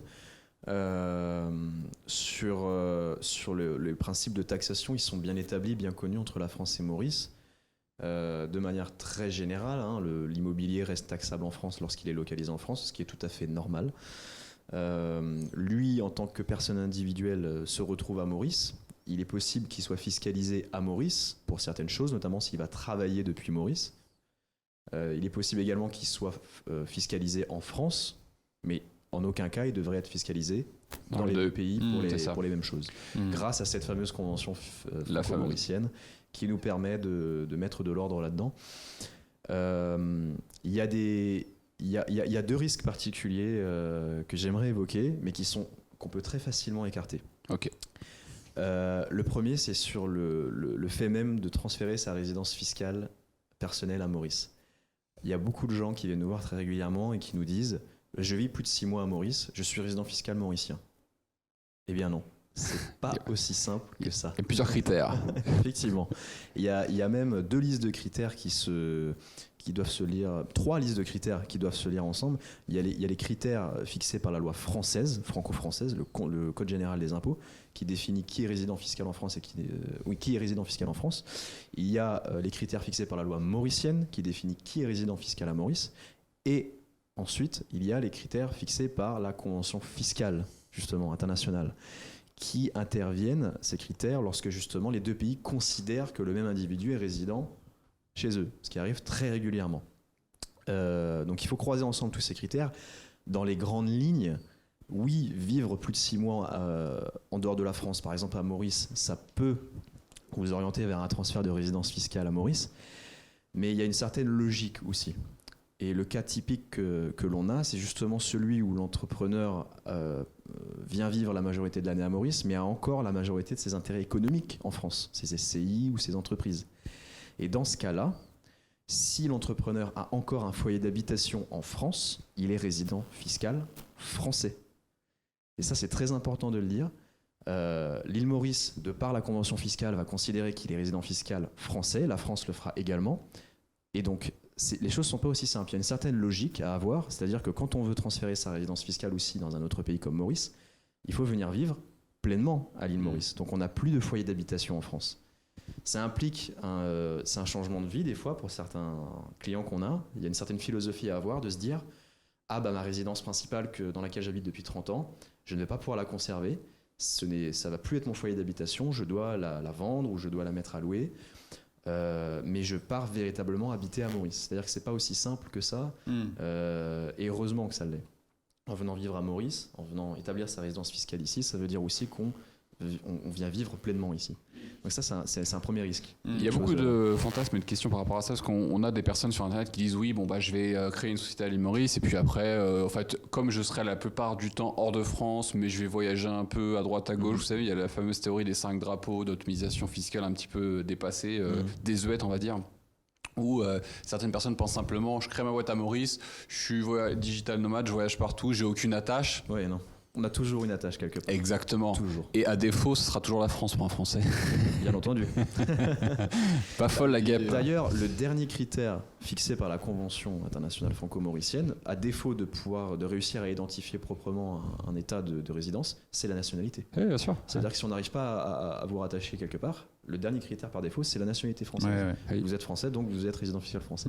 Exactement. Et c'est pour ça aussi le fameux fantasme de l'impôt zéro, je trouve qu'il est même stratégiquement pas intéressant. C'est toujours mieux d'avoir une belle fiche d'impôt tamponnée par un État où tu peux justifier, moi je paie mes impôts à Maurice, regardez, j'ai mes impôts perso, j'ai mes impôts professionnels, j'ai mes relevés bancaires. Voilà. Alors que si tu es à zéro sans comptabilité et que tu voyages partout, le scénario il est beaucoup plus compliqué à mettre en place. Et c'est ça que les gens ne comprennent pas. Et avec ce fantasme de je veux zéro, je veux ma LLC, je veux voyager partout, mais en fait tu as... Les sanctions sont potentiellement très sévères. Et bien sûr. La fraude fiscale c'est un délit au sens pénal du terme. Donc on valide en amont, on balise en amont, on s'assure de la compliance et jamais on laisse le moindre doute subsister sur la commission éventuelle d'un délit pénal. Donc c'est vraiment c'est binaire, hein, c'est-à-dire qu'on tombe dedans rapidement. Oui. Donc, on finit vite avec un bracelet autour de la cheville, ce serait fort désagréable. Pour tous ceux qui ont une petite sueur qui coule sur le long de la joue en écoutant ce podcast, contactez ces messieurs, Citizen Avocat, on mettra le lien juste en dessous et puis prenez un rendez-vous pour une consultation. On dit comme ça, consultation. Tout à fait.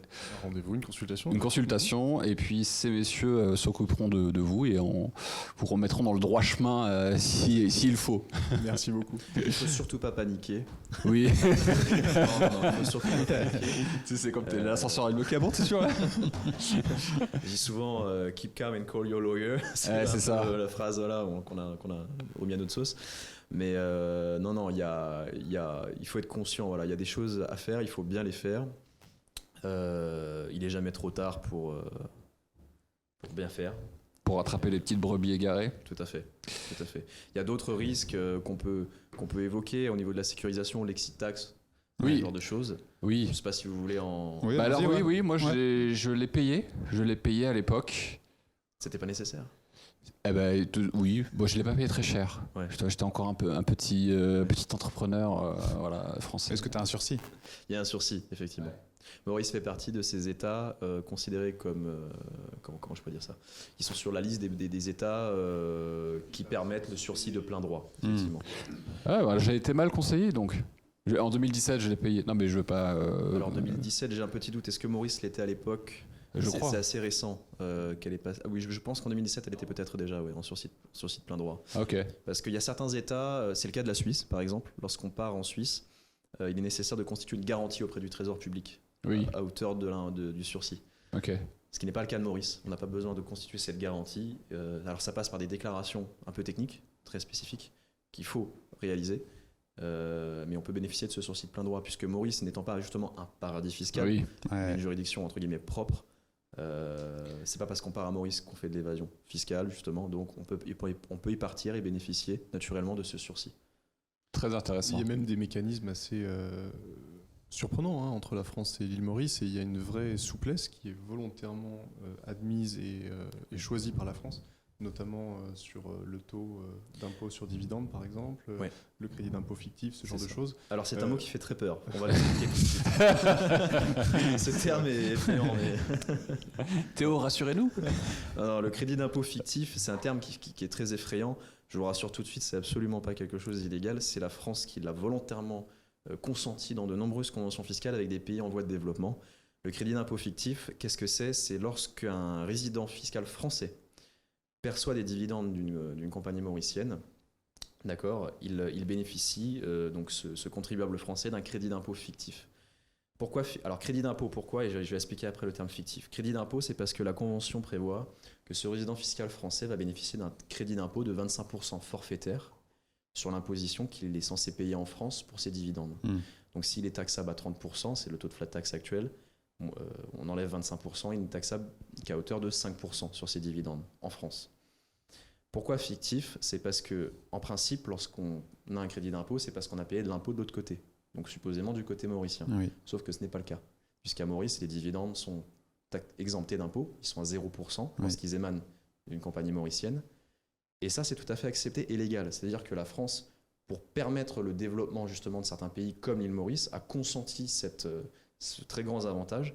Ça favorise l'investissement justement de résidents fiscaux français sur l'île Maurice, en leur permettant de récupérer des dividendes de compagnies mauriciennes à un taux d'imposition du coup fortement rabaissé grâce à ce avec des capitaux qui font un aller-retour vers la France in fine, donc quelque part tout le monde Oui. gagne. Oui, d'accord. Donc ça, ouais. un exemple d'imposition non punitive et tout à fait. C'est bien smart. Il en existe. Qui sont ces gens à l'œuvre qui ont fait ça ? Des gens brillants, il faut les faire revenir. Oui. Je ne sais plus qui étaient les signataires de la convention à l'époque, mais il faudra regarder, c'est écrit sur la convention. Ça date de 1980, des années 80. La convention. Oula, Ouais. on a un autre monde. Oui, c'est plus là. Non. Je ne savais pas, c'est très intéressant. Il y avait ce concept-là, il y en avait un autre que tu avais donné, non ? Il n'y avait pas deux choses. Crédit d'impôt fictif, c'est le Et donc sur l'exit tax. L'exit tax, donc aujourd'hui, plus la peine de la régler parce qu'il y a un mécanisme pour. Alors il y a des déclarations à faire. Oui, faut déclarations. Faut bien y penser, mais effectivement, on n'est pas obligé de la régler parce qu'on est parti du territoire français. Il y a ce qu'on appelle un sursis. Il n'y a pas de plein droits. constitution de garantie, je crois, avec Maurice. Effectivement. Donc, Il y a parce que ça, c'était majeur. Et un gros frein à l'expatriation. Oui. Voilà. Donc, avec Ouais. Maurice, pas besoin de constituer une garantie, Bien sûr. une sorte de séquestre Très intéressant. correspondant à une partie de l'exit tax qui serait éventuellement payable in fine, c'est-à-dire après le sursis d'imposition. Tout à fait. C'est pas applicable avec Maurice. Donc, on peut sereinement s'en aller sans avoir besoin d'immobiliser une partie de ses capitaux en France aux fins de paiement de l'impôt. Ok. On a parlé, juste avant de partir sur peut-être une nouvelle lecture du monde, les BRICS, etc. Je ne sais pas si tu voulais rajouter. Oui, je voulais parler des BRICS. On n'a pas dit que c'était les Mais BRICS. avant, justement, j'avais une dernière question. Allons-y. Allons-y. À Maurice, on parle beaucoup de trust, on parle beaucoup de fondation. Ouais. Est-ce que vous avez des choses à nous dire par rapport à ça ? Est-ce que c'est un élément supplémentaire pour aller sécuriser son patrimoine, la transmission à ses enfants ? Je sais que le trust est moins peut-être intéressant que la fondation pour les Français. Alors, s'agissant du trust, c'est quelque chose moi que je connais assez bien parce que du fait de ma clientèle britannique et comme je l'expliquais tout à l'heure, du fait que le trust soit un instrument juridique systématique dans les relations, qu'elles soient patrimoniales, successorales, institutionnelles, académiques, corporate, etc. C'est un véhicule que je fréquente souvent avec les expatriés donc anglais qui se sont installés dans le sud-ouest. Que ce soit au plan civil ou au plan fiscal, le trust est très maltraité en France. Oui. Il est perçu, et c'est vraiment l'intention du législateur derrière la réforme de 2011, pour ne pas la nommer, qui a été introduite d'ailleurs à l'époque à l'occasion d'une loi de finances. L'intention du législateur à l'époque, c'était vraiment de pénaliser et de dissuader la fraude fiscale par voie de trust. Le problème, c'est qu'en réalité, la plupart des trusts, c'est la métaphore de la voiture que je disais tout à l'heure, sont utilisés à des fins patrimoniales et successorales parfaitement normales. Et donc, c'est un régime qui, à mon sens, est un peu trop punitif. Mais bon, toujours est-il que c'est le droit applicable et que dès lors qu'il y a... Il faudrait peut-être expliquer ce que c'est le trust, mais dès lors qu'il y a un bénéficiaire, un trustee ou un constituant qui est domicilié au sens fiscal du terme en France, le trust, pour moi, il est complètement à éviter en raison du caractère très lourd et contraignant des déclarations que doivent remplir les trustees qui gèrent l'actif fiduciaire, et en raison notamment des droits de mutation à titre gratuit qui sont assez lourds et qui peuvent aller jusqu'à 60%. Donc, d'une manière très générale, encore une fois, il faudrait étudier au cas par cas, mais d'une manière très générale, dès lors qu'il y a des liens avec la France, le trust est vraiment à éviter. Prenons un autre cas, par exemple. Tu peux nous dire ce que rapidement un trust pour ceux qui ne savent pas? Le trust, à l'origine, ça vient du Moyen-Âge, c'est-à-dire quand les chevaliers en fait quittaient leur fief pour aller en croisade, se posait la question de la gestion de ce domaine, et donc il fallait trouver un homme de confiance, le trustee, à qui on confiait la propriété au sens légal du terme, à charge pour celui-ci de gérer le fief dans un intérêt et un but déterminé au profit de bénéficiaires qui étaient clairement identifiés. Le chevalier lui-même lors de son retour ou ses héritiers en cas de décès. Ça, c'est l'origine du trust. Et donc, c'est une sorte de démembrement de propriété, c'est-à-dire qu'on a un propriétaire légal qui est le trustee, et on a un equitable owner qui est le ultimate beneficiary. C'est une relation triangulaire. Et c'est un outil, comme je le disais tout à l'heure, qui est vraiment typique du droit anglo-saxon et du droit anglais en particulier. Maurice a un Trust Act qui est plutôt bien rédigé. Le droit applicable au trust à l'île Maurice, on le trouve dans ce Trust Act et dans le Code civil qui, en ce sens, a divergé par rapport à sa mouture originelle de 1804. La fiducie, c'est comme ça qu'on l'appelle au Code civil. Oui, tout à fait, qui n'est pas la fiducie française, qui est vraiment un trust au sens strict. Dès lors qu'il n'y a pas de rattachement particulier avec la France, là, le trust devient intéressant. Parce qu'on ne raisonne plus du tout dans un contexte français, on raisonne dans un contexte mauricien. C'est ça qui est intéressant d'ailleurs avec le droit international, c'est d'être capable de passer d'un système juridique à un autre sans forcément avoir de parti pris, mais au contraire plutôt raisonner avec une sorte de neutralité axiologique et de tolérance, d'ouverture d'esprit. Et là, donc, dès lors qu'on évolue dans un contexte mauricien ou authentiquement international, le trust a des tas d'applications, notamment en matière successorale. Je ne sais pas si ça répond à ta question. Voilà dans les grandes lignes ce que c'est que le trust. Oui. Et l'une des applications principales et l'un des intérêts majeurs du trust, c'est effectivement de faire quitter certains biens du patrimoine du constituant pour les confier au trustee, au sens légal du terme, et in fine les distribuer aux bénéficiaires. Donc c'est un instrument vraiment de flexibilité sur son propre patrimoine, qu'il soit privé ou professionnel. Après, il y aurait énormément de choses à dire, mais Maurice offre vraiment cette flexibilité grâce au Trust Act qui permet de constituer des trusts vraiment efficaces. Et par rapport à la fondation, parce que ici c'est quelque chose qui se fait beaucoup notamment par les Français plus que le trust, justement. Tu veux je dois admettre que très honnêtement, c'est pas quelque chose que j'ai beaucoup rencontré. Que tu pratiques, ou que j'ai beaucoup pratiqué. Alors très honnêtement, de ce que j'en sais, ce sont pas forcément des véhicules très conseillés, un peu comme le trust, un peu à l'image du trust pour des Français, en tout cas, qui auraient des bénéficiaires en France. Voilà, c'est ça. Voilà. Il faudrait que tout le monde soit étranger. Effectivement, puisque dès qu'il y a un point de rattache, c'est compliqué. Aura tendance à aborder ces véhicules-là un peu à la manière des trusts, c'est-à-dire comme des instruments tout de suite très suspicieux. C'est pas très bien reçu côté français pour diverses raisons. Donc c'est pas un véhicule qui est très employé en général par les Français, très employé par contre par des anglo-saxons, des sud-africains. Il y a des règles d'ordre public françaises qui en fait font obstacle à l'utilisation utile de fondations ou trusts. On pense en particulier à la réserve héréditaire, on pense à certains droits, notamment à certains régimes fiscaux, la taxe sur la valeur vénale immobilière, etc., qui dissuade complètement, par exemple, de détenir de l'immobilier français par ce type de véhicule, etc. Donc, en tout cas, pour les expatriés français, c'est pas forcément le type d'entité ou c'est pas l'Eldorado que l'on recommande. Donc à voir avec vous en fonction de la situation de chacun et de la stratégie de chacun pour avoir un vrai plan personnalisé et adapté. Exactement. Parce que c'est vrai que sur YouTube, il y a pas mal de plus en plus de contenu et de chaînes sur la fiscalité internationale, l'expatriation, etc. Et on a tendance à... moi, ce que j'observe, c'est des modèles peut-être un peu préfabriqués, un peu copier-coller, mais qui ne prennent pas en compte vraiment l'état du patrimoine de chacun, de la stratégie de chacun, de la nature, des activités de chacun. Donc, à voir avec vous. Il y a des modèles bien connus qu'on peut reproduire, mais effectivement, et c'est là où on est utile, et où on ne sera pas remplacé par l'IA, Ouais. c'est qu'en fait chaque cas est tellement particulier et il y a besoin d'avoir une réflexion juridique et stratégique réelle sur chaque situation pratique. On a des clients par exemple qui veulent s'expatrier à Maurice totalement en ayant un enfant au Royaume-Uni, l'autre en Belgique, l'autre en France. L'autre veut venir passer plus de 6 mois par an à Maurice mais rester résident fiscal français et une fille à Dubaï.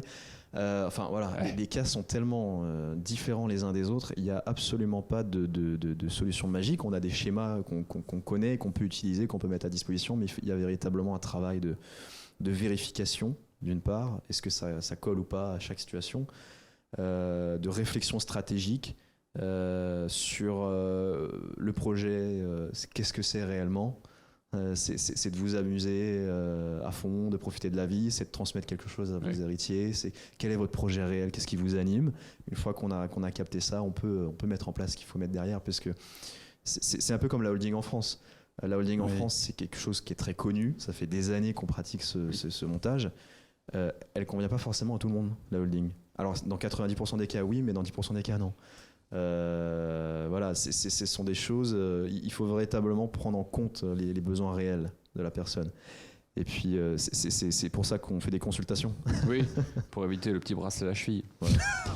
Brix, c'est quoi? Ça peut être élégant. Hein. Oui. Bon, j'ai pas envie de m'y mettre. En mettant sur la plage à Maurice. Oui. Brix, t'en as parlé, mais on n'a pas dit ce que c'était. Alors les BRICS, c'est un rassemblement d'États qui a été institué à l'origine en 2009. On appelait ça les BRIC. Donc c'est en fait, comme son nom l'indique, c'est une appellation qui vient de Goldman Sachs à la base, mais qui a été assumée et reprise par les États en question. Donc c'est le Brésil, la Russie, l'Inde, la Chine, et à partir de 2011, South Africa, l'Afrique du Sud. À l'origine, la logique, c'était pour ces États-là de chercher à s'intégrer dans la mondialisation que je décrivais tout à l'heure, c'est-à-dire dominée par le pôle occidental, s'intégrer, mais nuancer cette mondialisation-là et en gros être pris en compte, notamment en montant au capital du FMI, en ayant plus de droits de vote et concrètement sur la réglementation et la structuration de cette mondialisation, avoir un mot à dire. À l'époque, les États-Unis ont refusé, notamment sur la question de la montée en puissance de la Chine au sein du FMI. À mon sens, c'était une erreur stratégique majeure, parce que c'était une façon de ne pas voir l'émergence incontestable et inévitable de ces pays-là, et vouloir rester en monopole, c'est-à-dire conserver un statut de puissance dominante dans une mondialisation unipolaire, ou en tout cas dominée par les États-Unis. Aujourd'hui, les BRICS, on parle d'ailleurs de BRICS plus depuis cette année, ça rassemble 9 pays, donc en plus de ceux que je viens de citer, de mémoire, il y a l'Iran désormais, il y a l'Égypte, il y a l'Éthiopie.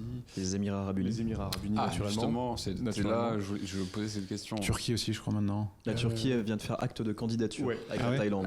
Okay. C'est fou, ça pèse lourd là. Et donc, en termes de PIB mondial, maintenant... Alors que la Turquie, il y a 20 ans, la question, c'était l'Union européenne. Et maintenant, ils changent de côté. Quoi. Alors, je crois qu'il y a eu un discours hier de Erdogan qui disait justement, mais frontalement, qui a dit vous ne nous avez pas accepté dans l'Union européenne, nous avons décidé de partir voir les BRICS. C'était clairement le sens du discours. Ce qui est assez amusant aussi, c'est de voir que Emmanuel Macron, notamment, au nom et pour le compte de la France, a toqué à la porte des BRICS. Coucou. Alors, petit contrôle sur le rétro à gauche pour voir si c'est bon. Simon, tu parleras pas de... Non, mais, diplomatiquement, ça a été un échec parce que le terrain n'avait pas été préparé en amont, c'est le moins qu'on puisse dire. En fait, la veille, il y avait des discours qui étaient extrêmement offensifs ou contestataires vis-à-vis de la Russie et de son invasion de l'Ukraine. Et donc, c'était en même temps, sauf que dans le monde réel, en même temps, c'est compliqué. Et donc, en fait, la France, c'est assez triste, mais elle a reçu une fin de non-recevoir. Non, merci, au revoir. C'est triste pour un pays qui est quand même historiquement un pays de diplomatie, d'influence. C'est très triste parce que c'est vraiment une relégation symbolique qui est désastreuse, qu'on ne voit pas, qu'on ne veut pas voir. Mais qui serait temps de voir. C'est chaud. Notamment vis-à-vis de l'influence de la France en Afrique, etc. Parce que, à titre D'ailleurs, dans une logique de réciprocité, je ne suis pas totalement convaincu que la montée en puissance de la Russie et de la Chine soit nécessairement très favorable à long terme pour les intérêts des pays africains. Je pense que la France, à condition naturellement qu'elle adopte un point de vue égalitaire, de coopération honnête, c'est ce qui est demandé par les pays africains. Je pense que la France, au contraire, a beaucoup à apporter et vice-versa vis-à-vis notamment des pays de la francophonie. On assiste aujourd'hui c'est incontestable, à un déclin, voire à un retrait de l'influence française en Afrique. Oui. Vitesse grand V. Ça se passe plutôt mal. En gros, pour faire simple, avant on coopérait, maintenant on crame des drapeaux français en Afrique. C'est une erreur stratégique majeure, potentiellement fatale, et il serait temps de s'en rendre compte et de rectifier le tir. Ça nous ramène aux BRICS, une conception de la mondialisation qui est différente, sur plutôt une coopération horizontale que sur, comme je l'expliquais tout à l'heure, des rapports de domination, ou en tout cas de hiérarchie. Maintenant, la Chine n'avait pas pu monter en puissance au sein du FMI, donc il y a la New Bank of Development qui est basée à Shanghai et qui est l'exact miroir du FMI. Maintenant, il y a des projets de dédollarisation, et notamment par les crypto-monnaies, etc., qui sont activement discutés. Et c'est vrai que le contraste est assez frappant, c'est vraiment moi ce que j'aperçois. On a le G7 qui est aujourd'hui sur une position défensive. Quelles sanctions on peut prendre, comment est-ce qu'on peut faire pour freiner ceux qui avancent trop vite? Et on a les BRICS où on signe des contrats à l'appel tous les jours. Oui, et à l'heure actuelle, on voit vraiment, c'est acté l'émergence des pays du Sud et le développement de ces échanges Sud-Sud. Et ça, c'est un facteur, et je pense que c'est pertinent pour les entrepreneurs, parce qu'il faut voir le monde de demain, ou plus exactement le monde d'aujourd'hui. Ouais. Et le monde d'aujourd'hui, alors ça se fait pas facilement, ça se fait avec des tensions, un réchauffement, on le voit avec des conflits internationaux, et ça rejaillit sur le droit, ça rejaillit sur l'économie, etc. Donc ça se fait pas en douceur, mais ça se fait, et ça se fera. L'émergence de la multipolarité, la reconfiguration de la mondialisation, c'est une vague de fond tectonique. Soit on la prend en compte, et on l'accepte, on s'y adapte et on en tire profit, soit on reste dans notre bulle et on considère qu'on peut encore dominer le monde comme au 19e siècle, et là ce sera à mon sens tout à fait négatif pour les pays occidentaux. Donc c'est très large et très philosophique, mais je pense que ça peut avoir des effets concrets, notamment pour les entrepreneurs qui s'intéressent au commerce international. On a des pays comme l'Inde qui sont aujourd'hui sur du 5 ou 6% de croissance à l'échelle de plus d'1 milliard d'individus. Ça représente quand même des flux massifs. On a j'entendais à la radio ici à Maurice des mines d'or qui sont découvertes dans des pays africains, etc. On a vraiment une tension et un renchérissement en fait du coût des matières premières. Les ingénieurs français ont tout à apporter en termes de structuration, etc. Les entrepreneurs français ont un vrai dynamisme et une connaissance aiguë des phénomènes commerciaux, etc. Je pense sincèrement qu'on a notre carte à jouer, comme je l'expliquais tout à l'heure. Ça supposerait que l'État français lui-même ne nuise pas à l'influence de la France, mais au contraire la promeuve dans une optique de coopération et d'égalité avec les pays du Sud, comme je l'évoquais à l'instant. Ça, ce serait vraiment important. Mais dès lors qu'il y a une structuration juridique qui est bonne, avec tout à l'heure on parlait de sociétés constituées dans des juridictions stables, de contrats qui sont bien rédigés, de modes de résolution des différends, notamment l'arbitrage qui est opportunément choisi, etc. Moi, je suis vraiment convaincu que cette reconfiguration de la mondialisation, ça peut être un nouveau terrain d'aventure, un nouveau champ de bataille pour les entrepreneurs français. Ça suppose une bonne structuration juridique au niveau privé et que les États occidentaux acceptent cette reconfiguration de la mondialisation qui est un fait. Enfin voilà, c'est analyse solide. Ils veulent créer un système aussi de transfert bancaire à eux, qui est une alternative au SWIFT. Tout à fait. Ce qui serait incroyable. Mais c'est acté, c'est-à-dire que maintenant même la dédollarisation, le pétrole saoudien est vendu en yuan, ça y est. Ok. Donc, et ça, par rapport à la mondialisation issue des accords de Bretton Woods, etc., c'est majeur. Tu avais les chiffres de la population et du poids que ça avait aussi sur les BRICS. Tu les as partagés hier. Oui, c'est 40% de la population et 37% de l'économie mondiale. C'est ça. Le PIB est plus important que celui du G7. Enfin, les membres les BRICS permanents, en tout cas c'est comparable, je pense qu'on doit être aux alentours de 30% de l'économie mondiale. Le G7, bon, il y a quand même les États-Unis qui pèsent extrêmement oui. lourd. Ouais. Et à mon avis, on doit être autour de 45. Ah, ok. Donc, mais par contre, si tu prends tous les membres candidats, ou en tout cas tous les États qui sont participants au sommet de Kazan au moment même où on parle, à mon avis, on est sur une parité totale. C'est-à-dire que là, on a vraiment atteint un niveau d'égalité en termes de poids économique. Le nouveau monde. Ce serait à vérifier, mais c'est le nouveau monde. Ouais. Et ce qui est pour nous, pour l'Union européenne, dommageable, c'est qu'on s'est rendu compte de ce chiffre, nous, en faisant un challenge sur l'argent, pour montrer à quel point en France, en fait, on se regardait les chaussures au lieu de regarder devant. C'est qu'en 2008, donc avant la crise, le PIB en moyenne US et Union européenne était quasi semblable. Vraiment, américain un peu au-dessus. Et depuis, nous, on stagne, on monte légèrement, et les Américains ont explosé. Et c'est-à-dire qu'on est à peu près le même nombre. Je crois que même les Américains sont un peu plus nombreux que nous, ou c'est l'inverse, je ne sais plus. Mais c'est de l'ordre de 300 millions de chaque côté. Et ils s'enrichissent réellement. Je parle du PIB à titre individuel, je ne parle pas du PIB global. Je parle du PIB par personne. Il est en train d'exploser aux US pendant que nous, on est en train de stagner. Mais ils sont très bons. Après, c'est des sujets qui sont sensibles naturellement, mais ce qui est quand même fascinant, c'est le coup qui a été fait, notamment vis-à-vis du Royaume-Uni, etc., sur justement les paradis fiscaux, la pression par sanction, etc., au sein de l'OCDE.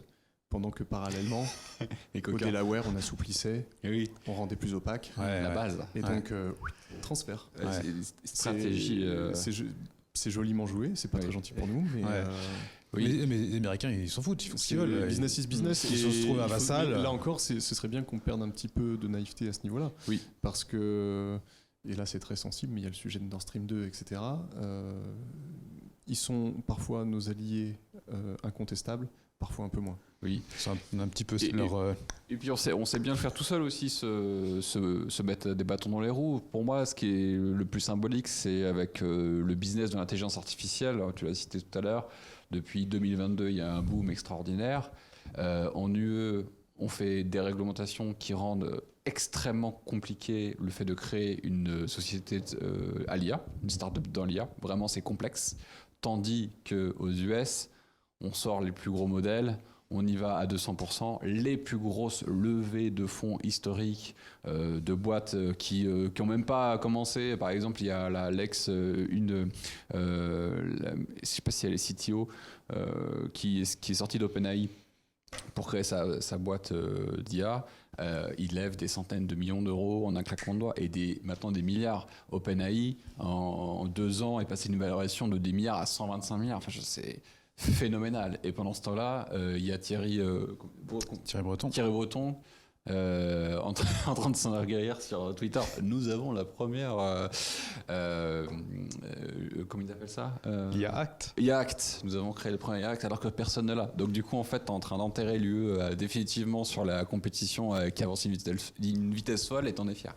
Après l'IA et notamment les chercheurs qui sont les plus avancés sur les questions d'intelligence artificielle mettent en garde quand même sur les dangers potentiels. Donc je pense que la réglementation a tout de même sa place, notamment pour éviter les abus. On voit des choses aujourd'hui, les deepfakes, etc., qui sont extrêmement problématiques. Évidemment, mais en fait, sur l'intrusion sur la vie privée, ce qui va se passer, c'est l'exemple que tu viens de prendre avec le Delaware et les UK, c'est que ils vont laisser l'Europe réglementer. Donc en fait, on va être bloqué, on va rien pouvoir créer, et eux, ils vont avancer dans tous les cas. Ils avanceront. Et puis ils prendront ce qu'il faut réguler, bien évidemment, tout ce qui est deepfake, etc. Mais ça prend, en fait, c'est-à-dire que là, on a pris un bazooka et en fait, on éclate le sujet même et on le rend pénible. C'est-à-dire que pour créer une société, une start-up d'IA maintenant en Union européenne. Ça devient tellement un enfer en pratique qu'à côté, ça va accélérer beaucoup plus vite. Et je dis pas qu'il faut pas de régulation. Je dis qu'il y a une surrégularisation qui de facto nous... C'est le caractère bureaucratique de l'Union européenne, c'est-à-dire effectivement c'est un fait, quand vous payez des gens pour réglementer, ils réglementent. Il y a quelque chose qui aurait pu être intéressant, ils l'ont fait à Maurice il y a quelques années. Alors je sais pas trop où ça en est d'ailleurs en ce moment. C'est ce qu'ils appellent la licence sandbox, bac à sable. C'est-à-dire que quand il y a un projet novateur, on sait qu'il va falloir réguler un peu ce projet, mais on ne sait pas trop encore comment. L'opérateur économique se place lui-même sous la coupe de l'autorité, donc en l'occurrence c'est souvent la Financial Services Commission à Maurice, c'est l'autorité des services financiers, qui va plus ou moins essayer de fixer un cadre en disant voilà, on comprend que ce que vous faites est ultra novateur, On comprend aussi que ça doit être un peu régulé. On va essayer d'avancer ensemble Voilà. sur les limites qu'on va apporter, mais sans être très strict, sans avoir un cadre légal, réglementaire absolument contraignant. On va juste avancer ensemble en se parlant pour éviter les bêtises et on va essayer de grandir le truc C'est ensemble. un fonctionnement Lean Startup, c'est très bien. Ouais. Et ça s'est fait comme ça, Maurice. Cette nouvelle licence Sandbox, là, bac à sable, c'est on obtient une licence bac à sable, voilà, avec le. Oui, C'est la avec le philosophie pragmatique qui vient de la common law aussi. La moitié, voire plus du droit mauricien est issue du droit anglais. Le droit anglais, c'est partir du cas d'espèce pour faire émerger un cas général ou une règle applicable à tous. Dans une optique d'égalité, et puis c'est bottom-up plutôt que l'inverse. Et ça, sur des questions de technologie émergente, etc., c'est l'autoréglementation, la co-réglementation, etc., c'est sans doute l'avenir, pour permettre le développement de l'activité tout en anticipant et en évitant les dangers, quoi. Parce que ça va tellement vite et il faut que ça aille. Il faut permettre à l'innovation d'arriver, sinon tu crées une compétition. Il y a plus de compétition en fait. C'est pas compliqué, c'est qu'il n'y a plus de compétition. Et je parlais de Mira Murati, qui est l'ancienne directrice technologie d'OpenAI. Et là, ça y est, elle lance un projet, boum, 100 millions. On ne discute pas, on y va. Et quand vous regardez maintenant l'état de la French Tech aujourd'hui, et des montants qui sont alloués et des résultats, faites vos recherches, comme dirait l'autre, ça fait très très mal. C'est vrai, c'est un vrai sujet. T'imagines, tu veux créer une boîte d'IA en France, déjà tu veux recruter, tu sais que ça va être compliqué si les gens ça va pas, tu te fais taxer à mort sur les salaires, versus aller aux US, mais c'est terrible. Mais si t'es français, qui a du talent, tu veux lancer un truc dans l'IA, le seul truc ce que le français va faire, c'est aller aux US. Il y a l'IA française. Claude. Non. L'autre là, j'ai oublié le nom. Et du coup, maintenant c'est tous les gros, c'est Amazon, c'est Google, et ils ont tous mis leur milliard. Ouais. Et voilà. Ouais. Merci. Voilà. Take over. Et je sais plus comment elle s'appelle cette fille, elle est hyper connue, vous nous le direz en commentaire pour ceux qui nous écoutent. Est-ce que pendant que je cherche, Oui. qu'ensuite j'apporte cette réponse, Oui. est-ce que tu as une question, une conclusion à apporter à ce podcast, mon cher Fabien? Non les amis, je pense qu'on a Mistral. fait le tour. Mistral, ah oui Mistral. J'ai un peu eu besoin de chercher. Mistral.ai. Mistral, Ouais. Est-ce que vous avez envie de rajouter quelque chose? Où est-ce qu'on peut vous retrouver? Où est-ce qu'on peut nous retrouver? Oui, c'est important. En tant que. Où est-ce qu'on peut nous retrouver? Citizenavocat.com. Citizenavocat.com, effectivement. Après, nous sommes des avocats établis, donc comme vous l'avez compris, entre la France et Maurice. Oui. Donc vous pouvez aussi bien nous rencontrer par visio que physiquement. Oui. Nos bureaux à Maurice sont en train d'être installés à Grand-Bay. À Bordeaux, on est en plein centre-ville, dans de jolis bureaux, de très jolis bureaux qu'on vous invite à visiter. On viendra. On en est très fiers quand même. Et puis, bien entendu, nous sommes des avocats aussi assez. On essaie de vivre avec notre temps. Donc, on a très bien compris le concept d'avocat aussi, de travail à distance, de travail avec les outils numériques dont on dispose. Donc, on a une bonne partie de notre clientèle très régulièrement. On se contacte à distance. Ouais. Donc, n'hésitez pas, vraiment. Top. Et c'est important de se faire suivre dans le contexte actuel. Voilà, de bien se faire suivre, de bien se faire conseiller. Simon prend toujours, tu dis toujours ça, on n'est pas des pompiers en tant qu'avocat conseil, c'est-à-dire qu'on n'aime pas venir éteindre l'incendie, Oui. on préfère le prévenir en avance. Vraiment, voilà. Et on prend plaisir à le faire en plus, à conseiller. C'est un vrai plaisir, c'est pas uniquement, voilà. On a vraiment plaisir à faire ce métier. Top. Merci messieurs d'être venus dans cette émission. Merci à vous, merci infiniment. Et à très bientôt. On mettra les informations dans les commentaires, enfin dans la description. Et n'hésitez pas à laisser vos commentaires pour cet épisode de haut niveau, ça fait plaisir. Merci bien. Merci, Et à bientôt. Alexandre. À bientôt. À bientôt.